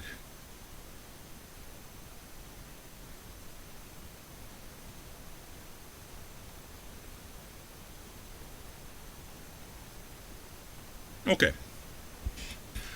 So record 1, for warp is 7 out of 10. That's not good. 7, 8, 9 is when the warp is there, but you don't see the platter raised. Like there's no space. When you get there, you don't see a space between the actual record platter and your vinyl. There's no space. That's perfect. Once it starts warping and there's no space, that's 8, 9. Once I start getting into 6 and 7, it's because I start seeing space. There's a tiny bit of space, which is why I give it a 7 and not a 6. There's the dime test. Can you fit a dime between the worst gap? If you can, that's not a good record. So in this case, would you be able to fit the dime? No. But there's space, and that's not good. So it's a warp that is worth mentioning. To me, 8 or 9, I don't complain too much. Centered as perfectly as you can want. If anything, I'd give it maybe a 9.5, but that's good. Okay? So the centering is on. We want that. Is this 180 grams? No. But it feels like 150, which is good. Heavier records don't make better records, just so you know. 180 gram versus 140, 180 gram doesn't sound better. The quality of the PVC makes a huge difference. The mastering makes a difference, not how thick the record is. It makes no difference at all. All right, let's test this one. This is record 2.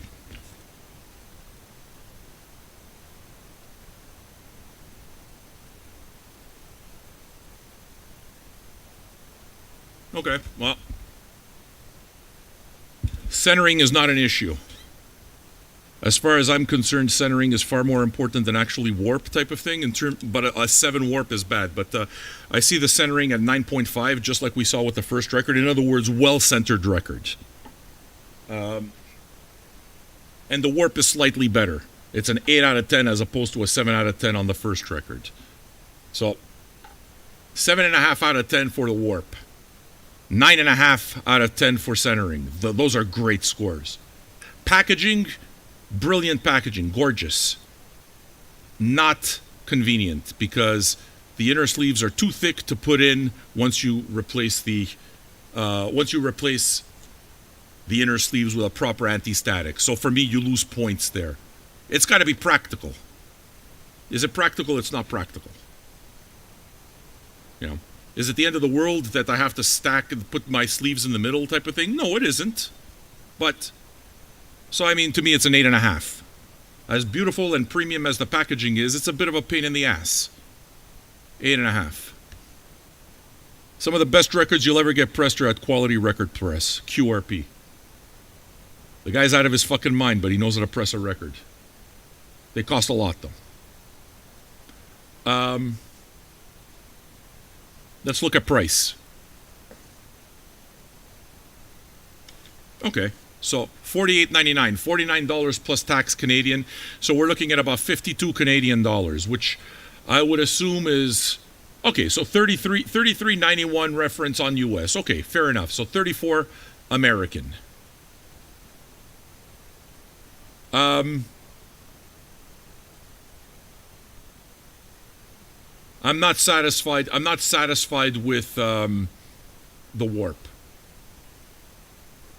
That's the thing. Out of everything, that's the thing that I can't live with.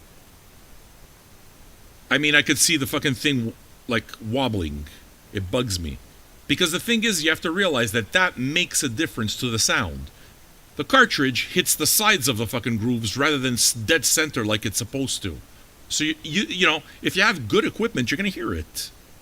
I'm not an audiophile, but I appreciate a well-made record, and so that makes me crazy. I don't think that I don't think that I should be spending $50 on a record that's warped. What's it going to sound like? My guess is that it's going to sound amazing, but we'll find out. That's where we're at now. So that's your product review. If somebody can just timestamp it. The first person to put the timestamps on the YouTube, I'm just going to pin your timestamps as the first comment, okay? So if you go through the trouble of timestamping, thank you. We'll pin your comment.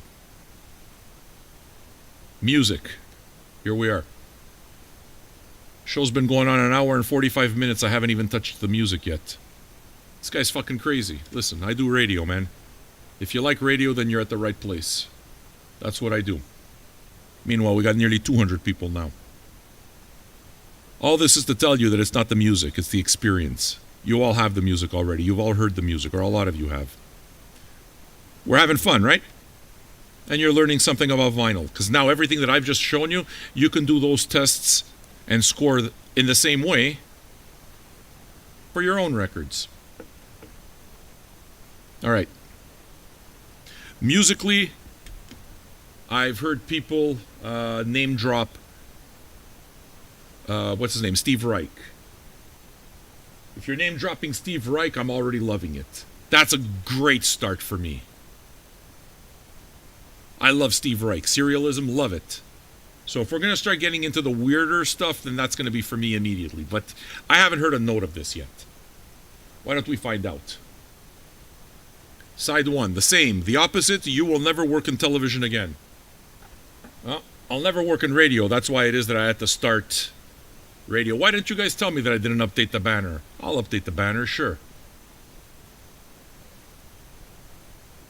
Johnny says that he still hasn't heard it, but more insight about the process is what you like. Yeah, well, look, I have a process. I'm glad that it winds up being valuable to you. All right. I'm ready to drop the needle. Are you guys ready? I got a joint. I'm prepared, man. Friday. This is going to be a great experience. Thanks for your subscription, William Darko. Thank you for your tips. I live on your tips. That's how this show goes forward. So, I'm not ashamed. Have you enjoyed yourself? Have I given you 2 hours up to now without even the music? Because it's not the music that's kept you busy. It's the fucking radio show. If that's worth anything to you, tip me $1, tip me $2, tip me whatever you can afford. But tip me so that I can go forward and keep doing this show. If you're on YouTube, if you're on Twitch, do you have Amazon Prime? Subscribe to our channel. Subscribe to this radio station if you love it. You know why? Because that's how it is that I get to do it and I get paid. It costs you nothing. If you want to pay for a subscription, I appreciate it, but it makes a difference. That's how you support independent radio.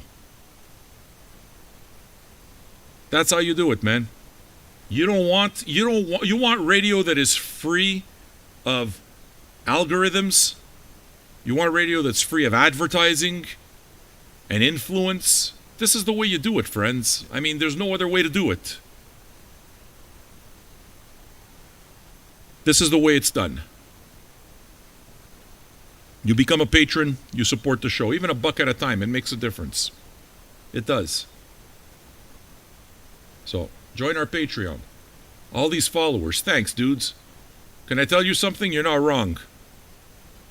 Twitch, I'm telling you. Other people stream. I don't fucking stream. I do radio. I do radio like you've never seen it before. This is an original spot. Welcome to my community. Welcome to my community. Welcome to this big fucking listening party that we do together. And what you're going to see is that people are going to vibe. We're here to chill. We're here to enjoy ourselves. We're not here to act stupid. So get a drink. Get a smoke. I'm already shroomed and ready. I got my second edible that's just about to kick in, so we're cresting. It's beautiful. And I got a fresh roll. So, the community and you are what makes this space unique. Well, that's what I lean into, Purple Haze. And it's allowed me to meet people like you, and I feel blessed for that. I've met a lot of good people through this group, so the love is shared, man. You feel it in the room. That's why you come. It's not the music. You're here for everything else. And I'm glad that you're here for it. I promise, qualitative experiences matter. They're worth supporting. I'll do this till the day I die. Any of the people in YouTube having trouble with the audio? Dude, the audio here hasn't changed. It's completely perfect. I think that something's fucked on your end. What it is that I would encourage you guys to do is join our Twitch channel if you haven't already. We are now only 8 follows away from 8,900. You guys are crushing. Subscriptions are... everything's crushing. It's awesome. See, it's not me that's going to blow this up. It's you guys. It's this community that's going to blow this up. It's the enthusiasm that you guys have and say, hey, come check this out, what happens here. It's not just me. It's you guys. It's the interaction. I call it VJ Hive Mind.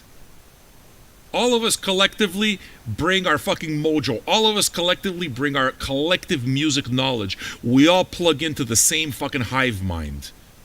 It's like a living, breathing, real-time Wikipedia just happening. But instead of just reading knowledge, you're hearing people express it. A conversation is being had in real time about what you love. Art, music. That's why I do this. And that's why, if you guys believe it, you're going to follow it. You're going to support it. And you'll tell others. It's been working. Let's play some music. Thanks for being here. Special thanks to Michael Blumpy for the graphics. He's done a great, great job on the graphics, and I'm fortunate to have a friend like you. I think about you all the time, and I love you. We ready? Let me make sure that I have this ready for myself. Just give me a sec, okay? Yo, yo. Chile. Welcome, sir. Give the video a like if you can on YouTube, please. Smoke him if you got him. Family bong!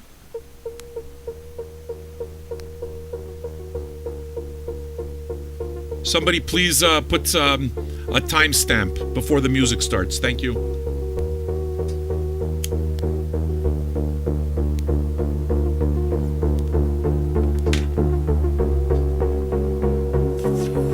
Salute.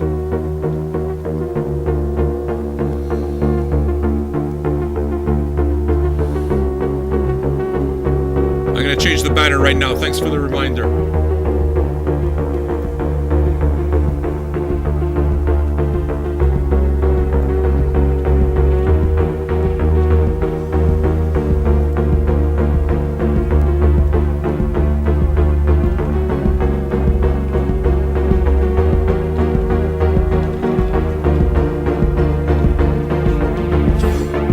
Fixed, right? We don't need a fight. Look towards the light. That's Tom? Is that Tom? Thank you for your subs, guys. One more sub or one more bit gives us a hype train. Somebody's falling down. His voice sounds a little different. I like it. Somebody's telling lies. He doesn't sound like Bongo. Simple as motherfuckers.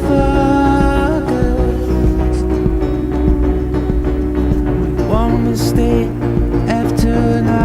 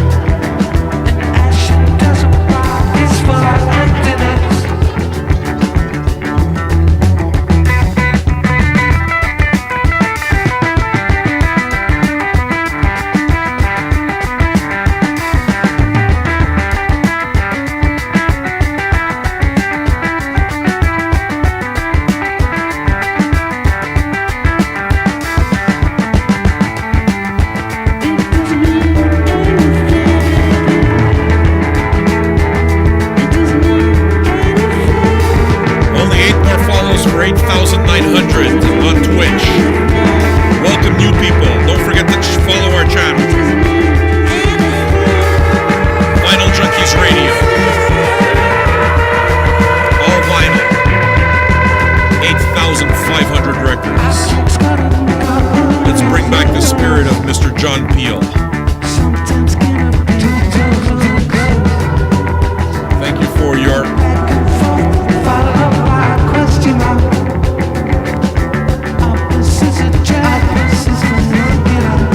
It's loud?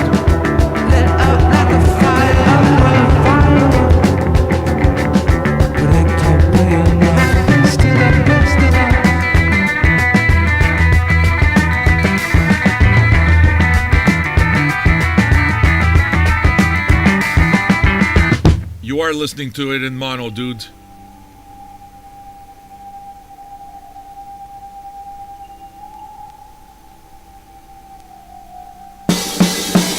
I haven't figured out the stereo mono thing on this.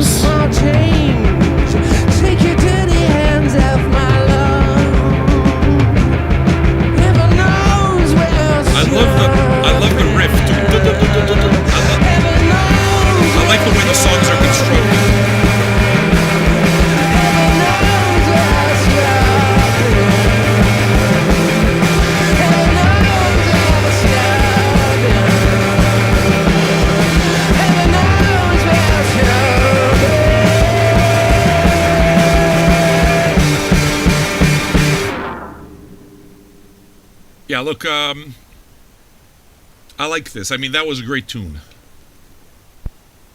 That was a great tune.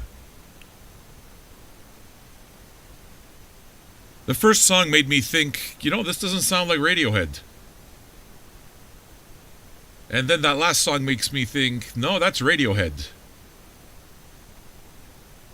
I dig it.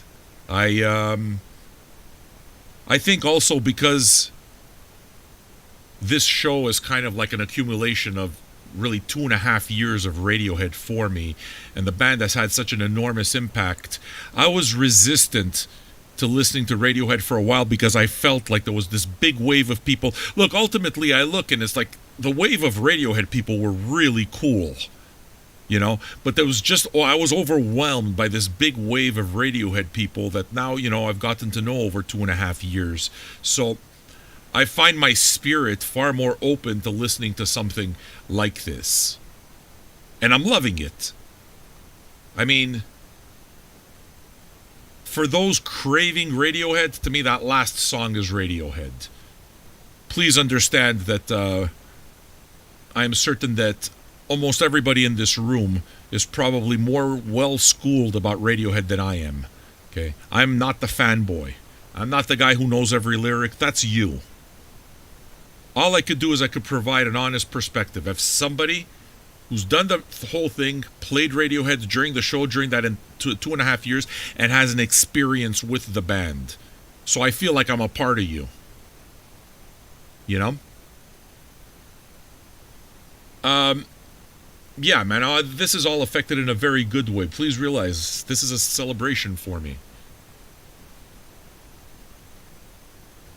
I am part now. I feel like I'm part of that whole thing if they put out a project, you know? Because it allows me to reconnect with you. And those of you who have seen all the Radiohead broadcasts, some of you haven't because some of them are blocked. I'm sorry, I can't do anything. But we have a history. So the next album, however long it takes, we just bring that history forward. Let's listen to side 2. Are you liking it so far? I'm liking it. To me, I don't feel any needs to compare it to anything else. When they started fucking around with the electronic stuff, like in the Radiohead albums, I recall thinking, they're fucking with the electronic stuff, but it doesn't quite feel baked in yet. It feels like a band that's messing with something new. And then obviously that sound became different, and now it's so clear that it's an enormous part of the sound, and it works. It works really well. I like the bass guitar work. There's always this tiny little riff that keeps the song going, and it feels like that riff is there. It exists specifically to give it that rhythm that just takes you through. I found it very effective on that last song. So yeah, to me this is an exciting listen so far. How about you guys? Are you liking it? We're going to move on to side 2. I will warn you on YouTube that sometimes we get taken down. So if you want to make sure that you catch the entire show, switch over to Twitch, make sure that you have an account. At some point I may have to stop this. I hope not. I really do. We're only 10 likes away from 100 likes on YouTube. Can you help me get another 10 likes, please? If you've enjoyed yourself, show it, man. So the best is still coming, right? Awesome. That makes it an even better experience. I'd like to say thank you and welcome to Dan S., new patron. I appreciate you being here. I'm glad that you like the show. Are you still here, Dan S.? Thank you. I would like to show my appreciation to all of you that have tipped. Homecat, Dave Dinesh, I see you. I'm glad that you dig it, man. Why don't we do side 2? Here's the tip link. Happy to have you here. Only 8 follows away from 8,900 on Twitch. New people, follow our Twitch radio station. Get us to 9,000. My eyes were open wide, and now I see you without your robes on, without your crown.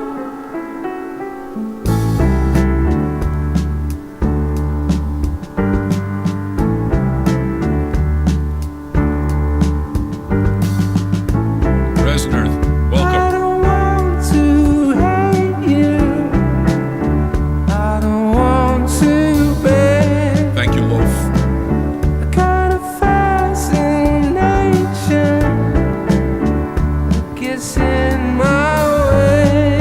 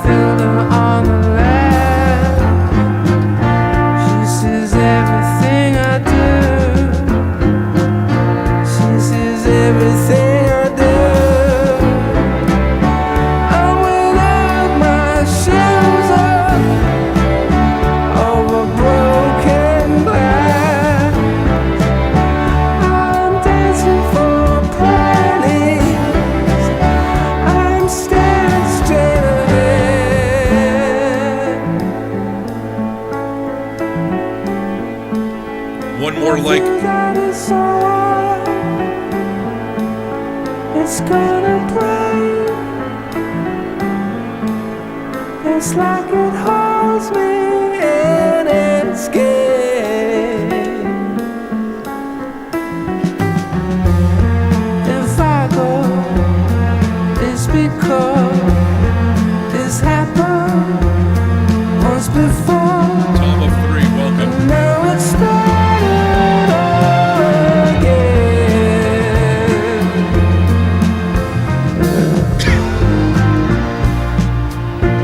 As it all pans wide, forget everything you knew.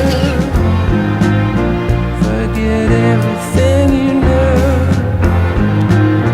As it all pans wide,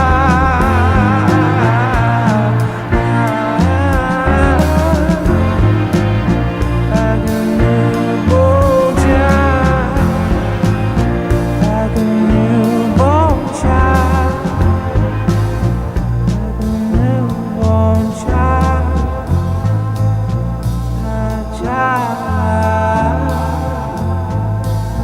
a child,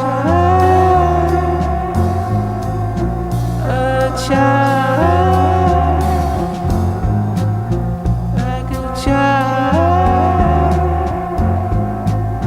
a child.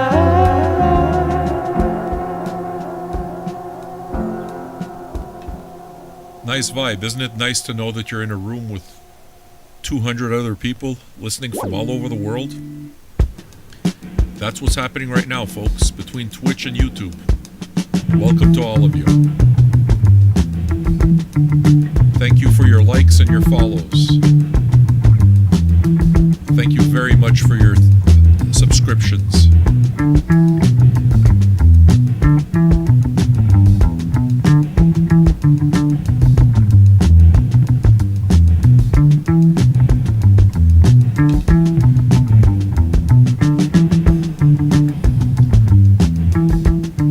There's a link to our socials.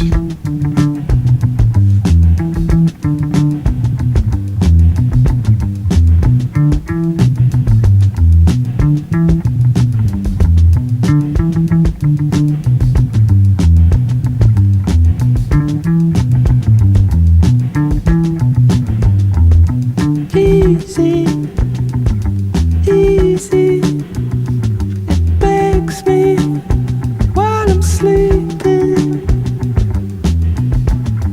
A desire, This one is called The second Smoke. chance.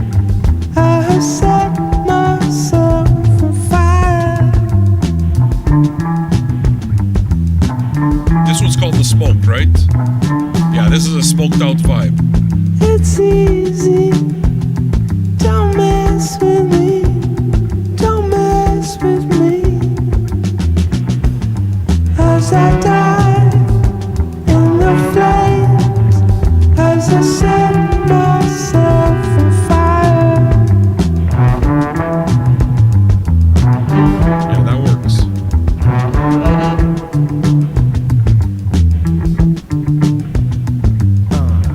Makes me fall asleep, makes me fall asleep, I want true revolution. Makes me fall asleep, makes me fall asleep, makes me it's easy to leave me. We should give ourselves another chance. Let go of our troubles into our caress, our caress.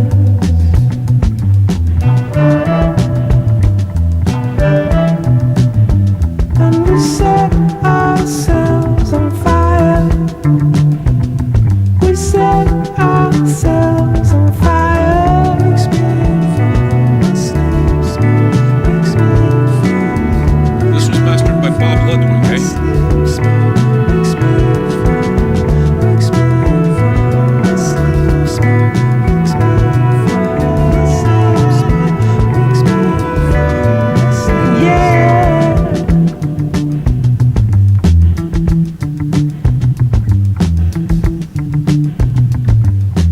Actually, this reminds me of Thievery Corporation more than it does Steve Reich. I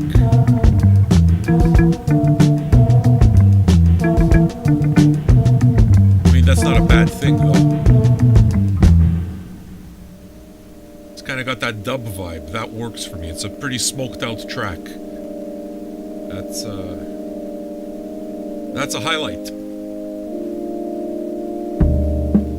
I brought out the Sharpie.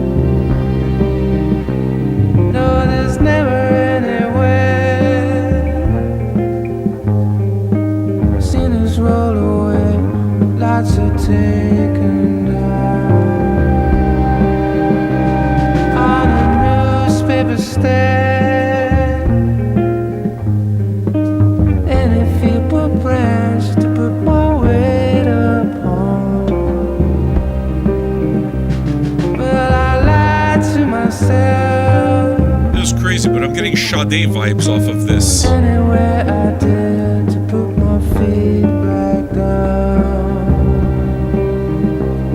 I'm totally getting Sade vibes from this.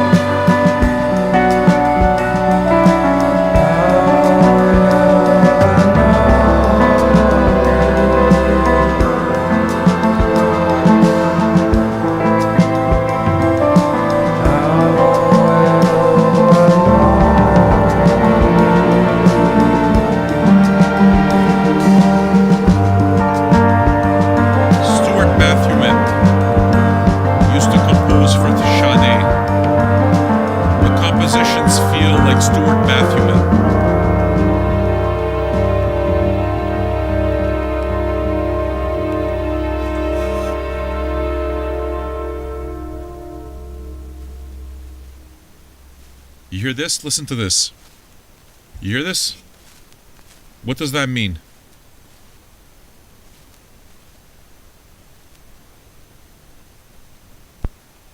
That means it's noisy vinyl, guys. There's no music, but you're hearing the vinyl. It's noisy vinyl. Because that, even when the music is there and drowning it out, that is there as a bass. Right at the base of the sound. That's not good.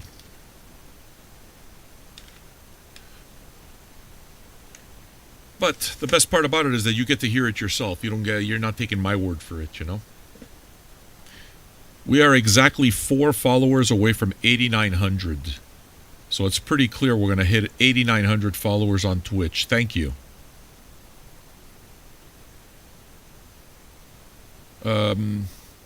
This is the one. This is the side that has the scratch on it. Let's see song 2 on this side.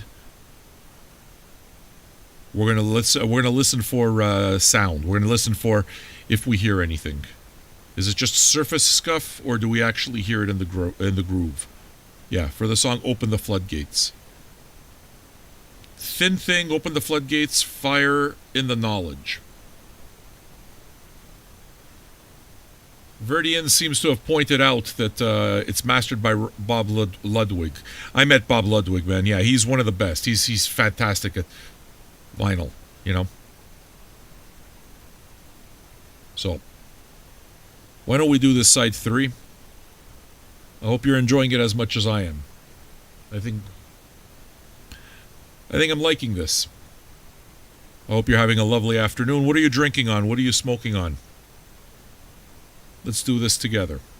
Thank you for hanging out. And thank you for following my channel and subscribing to it. It makes a difference.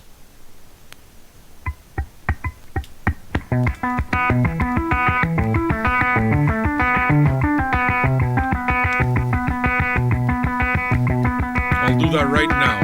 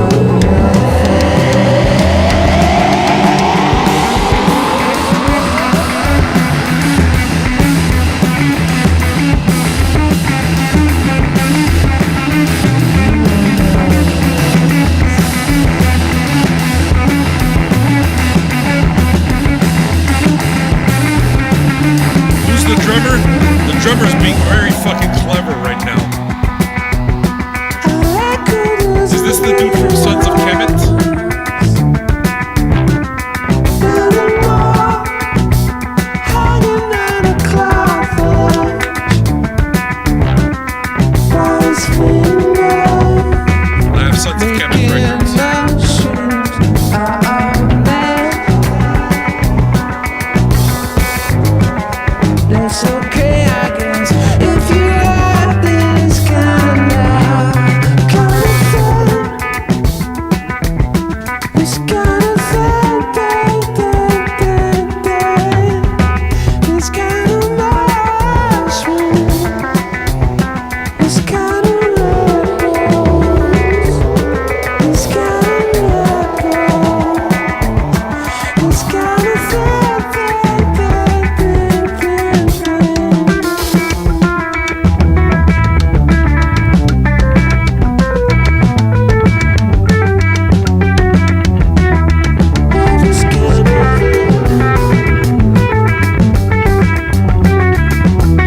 take a piss.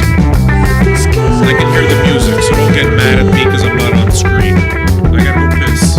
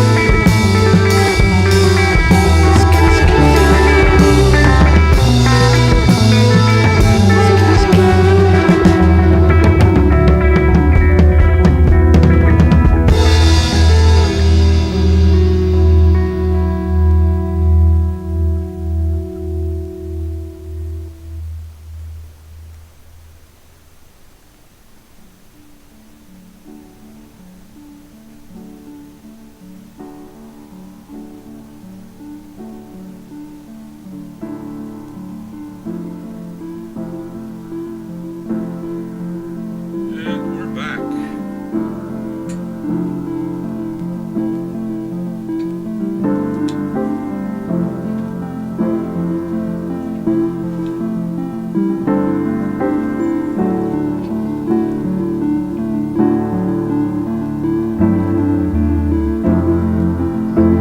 Don't bore us.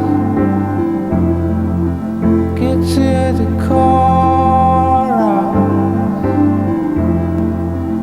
and open the floodgates.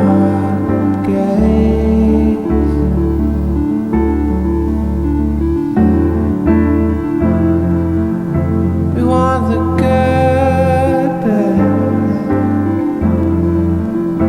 without your bullshit and no heartache.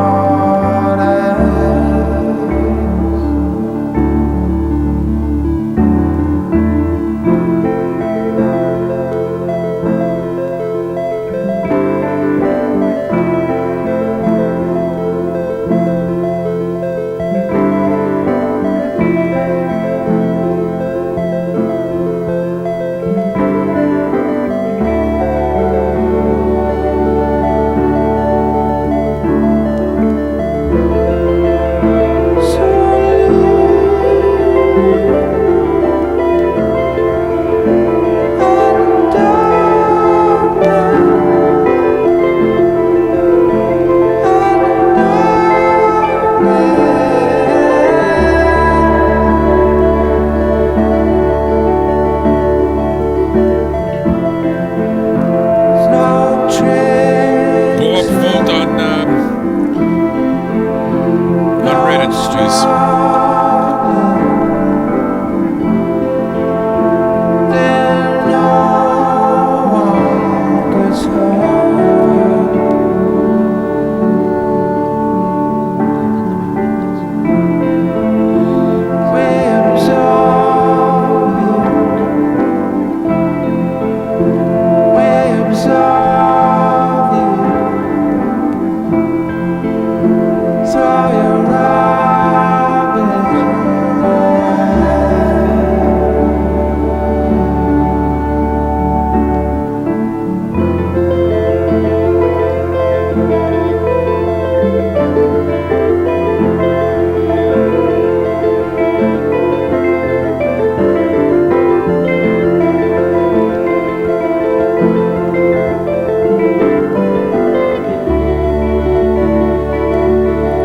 Do you hear the static?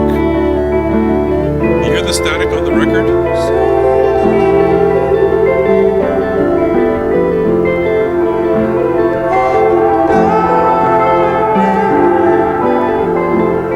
Yeah, it's off center.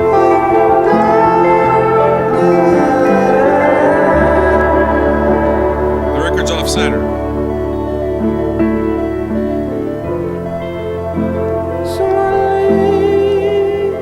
I can see the tone arm moving.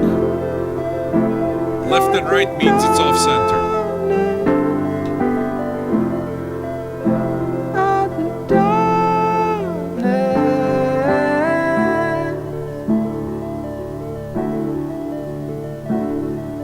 This is the song with the surface scuff, yes.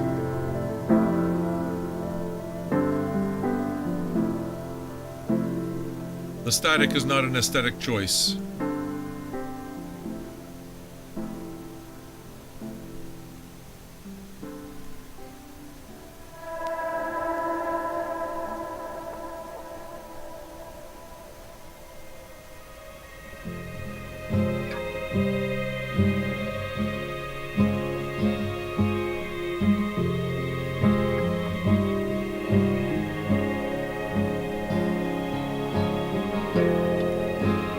Following along with the lyrics as per your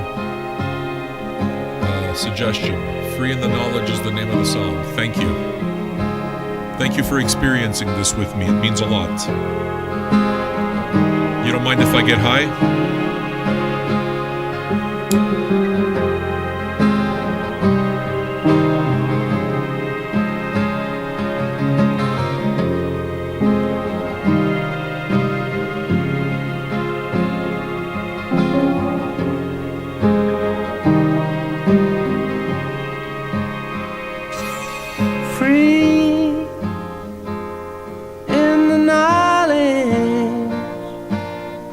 One day this will end.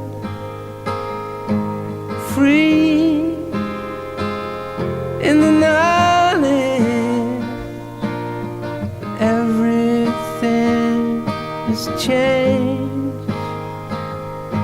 And this was just a bad moment. We were fumbling around, but we won't get caught like that. We're soldiers on our backs. We won't get caught like that. A face using fear to try to keep control. When we get together, well then who knows if this is just a bad moment.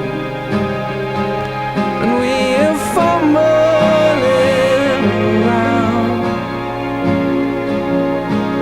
but we won't get caught like that. Soldiers on our backs. We won't get caught like that.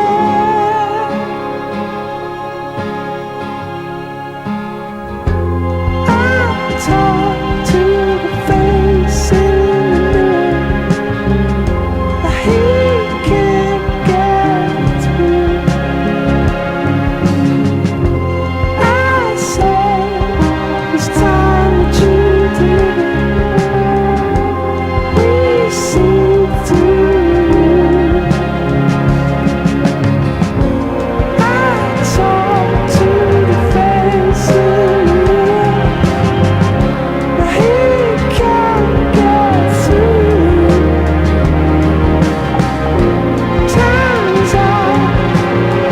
out,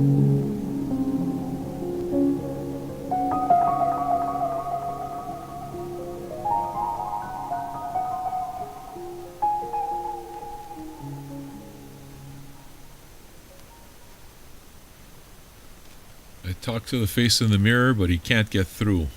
Turns out we're both in this together, both me and you. That's the show, isn't it? We do it together. We experience it together. Good, bad, ugly. It's life. I'm hoping that you're enjoying this Friday, man. This is Been a pretty amazing experience. I'm totally loving hanging out with you. It's funny, somebody said, I hate to say it, but this reminds me of Bongo. I don't get that at all anymore. Not at all.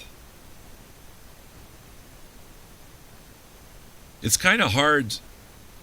You know how it is that like some of the younger bands just kind of like as they get older they lose that magic. They become a greatest hits act.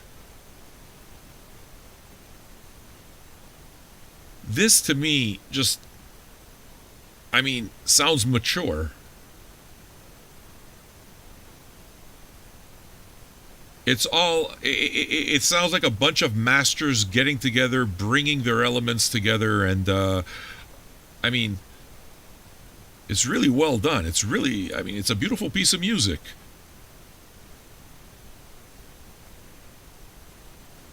The thing that caught me right away on a couple of those tunes was the drumming. It's like, God damn. And then I found out it's the dude from Sons of Kemet. I'm a fan of Sons of Kemet. I got 2 of their records right here, actually. Let me give you your album cam. So, Your Queen is a Reptile, which we played last week, and Black to the Future. I'd get others if I found them, you know. Here we are for side 4. Are you digging it?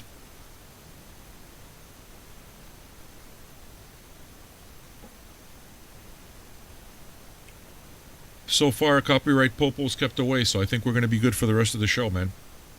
Tonight, we do our regular show. I think we're only 5 followers away from 8,900. 4 followers away from 8,900 on Twitch. Get us there, can you? All right. Let's continue this, all right? Side 4. Smoke 'em if you got 'em, friends. It's been a most enjoyable afternoon with you.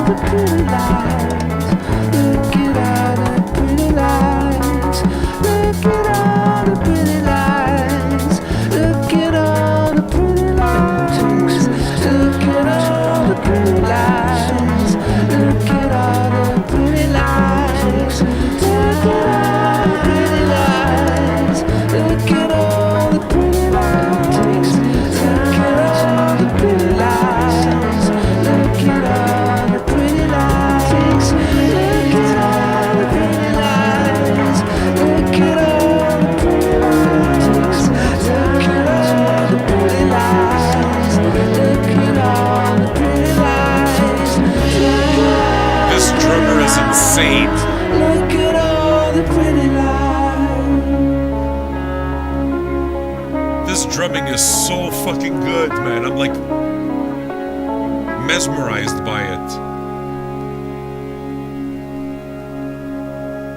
Tune in after this listen. I'm going to play some Sons of Kemet. We'll hear the drummer with his band.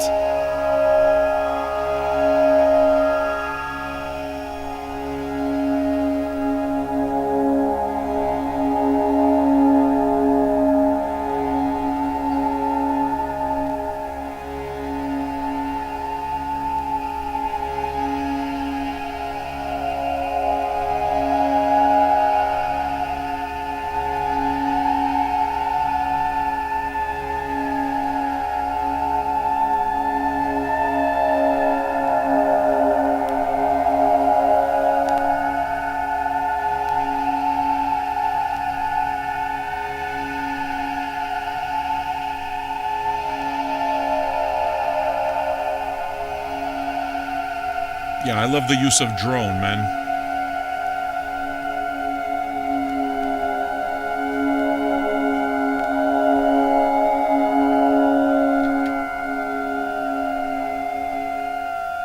What's this one called? A hairdryer?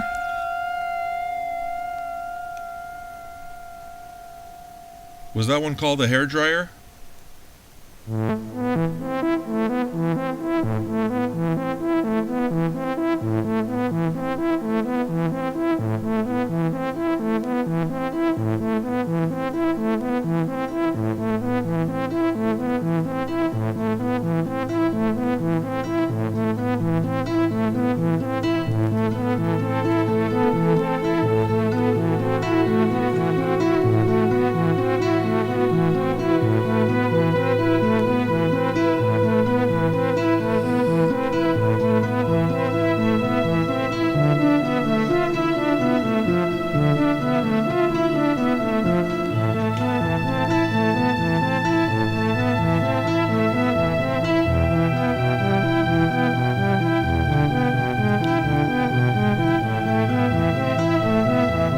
Yeah, very Eno Tangerine Dream.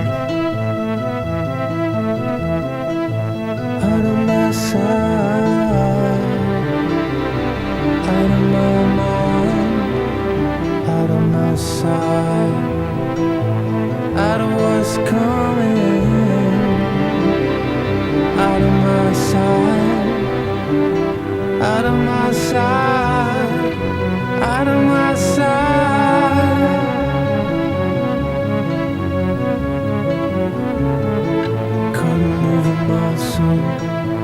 Couldn't get the breath in, couldn't see the face when didn't wanna listen, couldn't scratch it down now,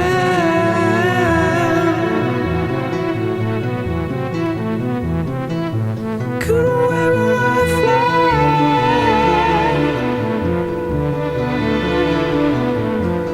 didn't see it coming. Has to be a way out. There's another way out. There's another way out.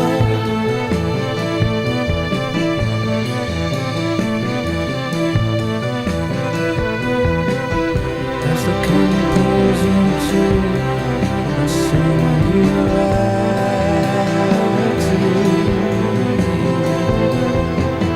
rings on his finger, bells on his toes, but didn't see it coming. You're gonna think I'm crazy, but I'm hearing silent lucidity in this. Queensryche. All of a sudden it just popped in my head.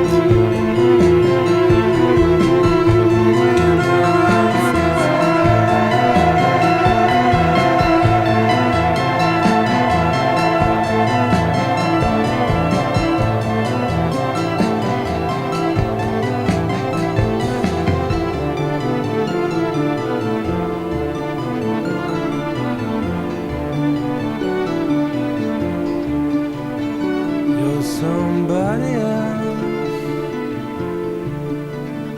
when you're down. You're somebody's face in the moon. You're somebody else It also reminds me of Jean-Michel Jarre. left behind.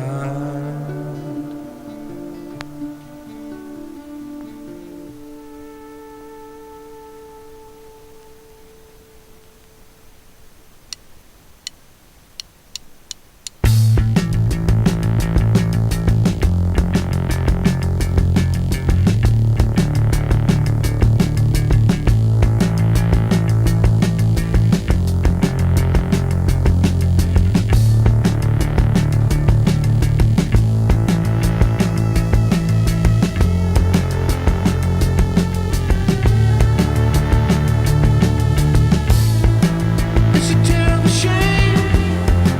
It's a terrible shame, I know. It's a brutal game. Gonna have to let you go. I'm stuck in a rut. I'm preparing my records for the radio part of the show. And the signs are closing in. We don't know what tomorrow brings. We don't know what tomorrow brings. We don't know what tomorrow brings. We don't know what tomorrow brings. We don't know what tomorrow brings. We don't know what tomorrow brings. We don't know what tomorrow brings. We don't know what tomorrow brings. It's a terrible shame, and the grass is always green. Get it while you can. I'll get sad and then get mean. I'm stuck in a rut in a flatland drainage ditch, and I'm It's very good. drowning in irrelevance. We don't know what tomorrow brings. We don't know what tomorrow brings. We don't know what tomorrow brings. We don't know what tomorrow brings. We don't know what tomorrow brings. We don't know what tomorrow brings. We don't know what tomorrow brings. We don't know what tomorrow brings.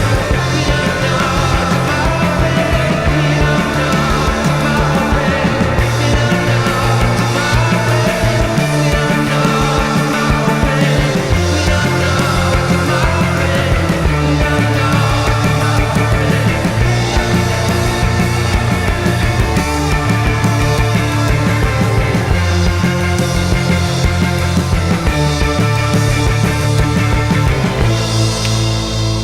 Yeah, that was a great tune, man. That was a great fucking tune. Workout Sam was a VJ phase. Yeah, dude. What was the name of that song?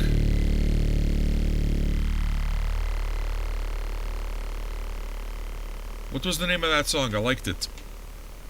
We don't know what tomorrow brings? It was fantastic.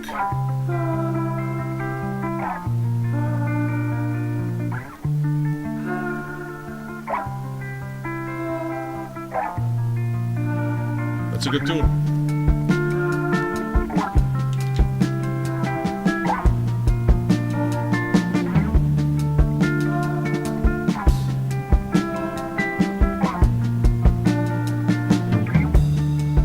when we realize we have only to die from we're out of here. We're just skirting on the surface. We have only to climb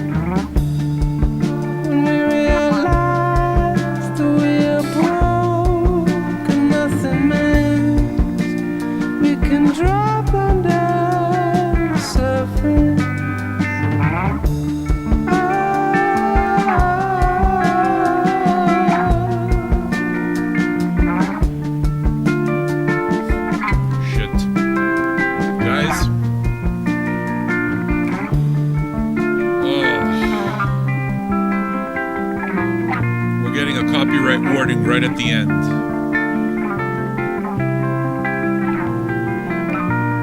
I hope we can make it till the end of the show.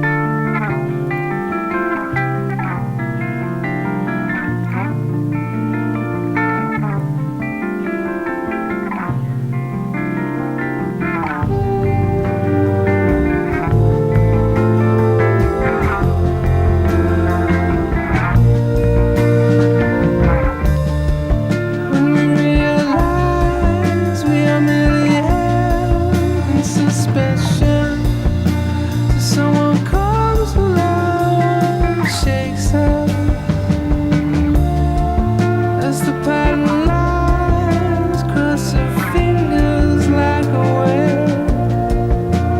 Do we dive on the surface?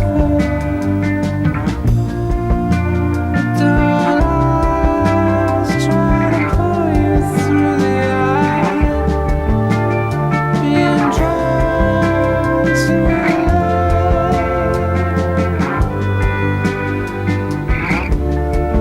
When we realize that we are broke and nothing mends, we can drop under the surface.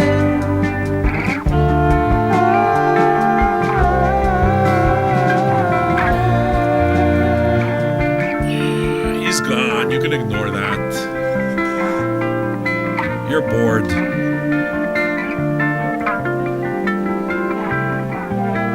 Go watch TikTok. Go.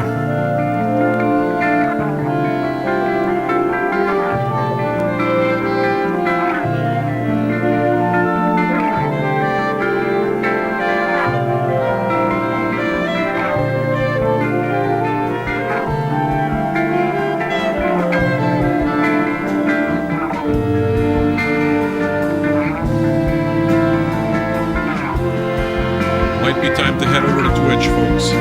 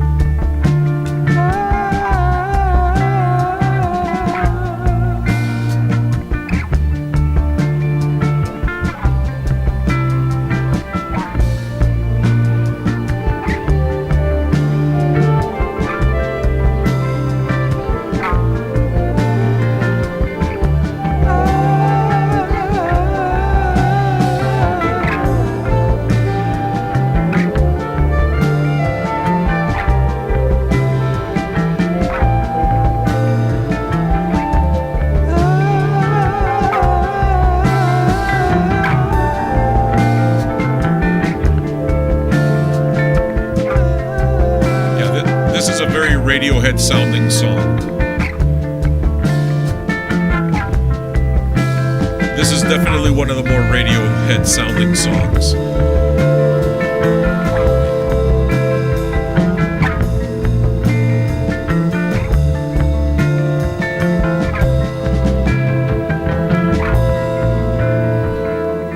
I dug it, did you? Yeah, man. Look at us. We just made it to the finish line. We didn't get blocked. We had copyright popo, but I'm glad that we got through the entire album. I wanted to be able to do that. I dug it. I mean, Radiohead fans, I can definitely see why Radiohead fans would like it, but I'm hearing like great orchestration. It's pretty great to see. The drummer adds a super great pop. Dude from Sons of Kemet. So I pulled some Sons of Kemet and other records that we're going to listen to, and I'm going to show them to you before we say goodbye on YouTube and continue the rest of our show on Twitch. The second half of these shows is usually comprised of records that I pull during the stream. Why? Because they make me think of what we just listened to. So sometimes it's the roots of what we listen to. It depends, but there's usually an element in the songs that make me think of something, make me think of another artist, make me think of another album. So if you saw me walking around the archives, it's because I was pulling records. Now I'm going to play them for you. So this is the radio part of the show. I hope that you guys enjoyed it. I welcome YouTube viewers to come hit us up on Twitch if you want to catch the radio part of the show. I've done the album spin. Now we'll do some radio and play different stuff. Let me show you some of the stuff I'll be playing, and you can tell me if you find it interesting or if it's just a bunch of crap.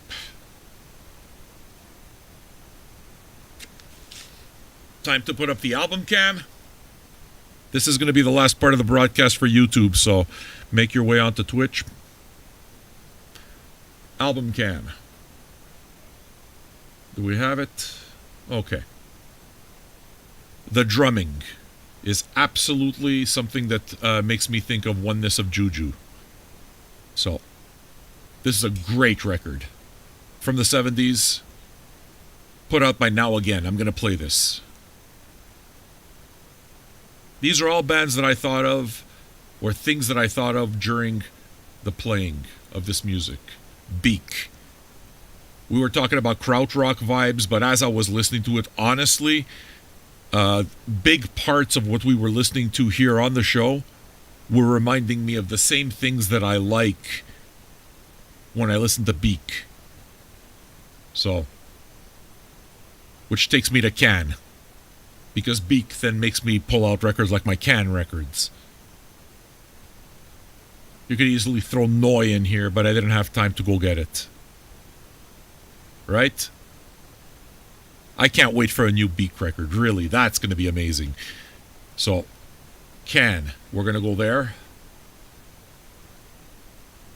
Tangerine Dream. I am not playing one of the classics like I always do. I think I saw this in a used bin recently. I've had this copy for a bit, but I seen this in a used bin, I think, yesterday or something like that. I don't know. Somehow it was referenced recently, and I realized that I don't listen to Alpha Centauri often. So we're going to listen to some Tangerine Dream. Definitely Jean-Michel Jarre at one point. This is a classic, right? Then we're going to hear something maybe from Sons of Kemet. These are all things that are available for requests. And believe it or not, I'm starting with this. So, if you like the show, come join us on Twitch, and we'll continue it. Thanks so much for listening, YouTube. I really hope it doesn't get taken down. I'm hoping that they just monetize the whole thing. I supplied the content, monetize it, and hopefully it gets 1 trillion views. And the band gets paid. Thanks for listening, YouTube. See you tonight. And we're done. That's it. Twitch.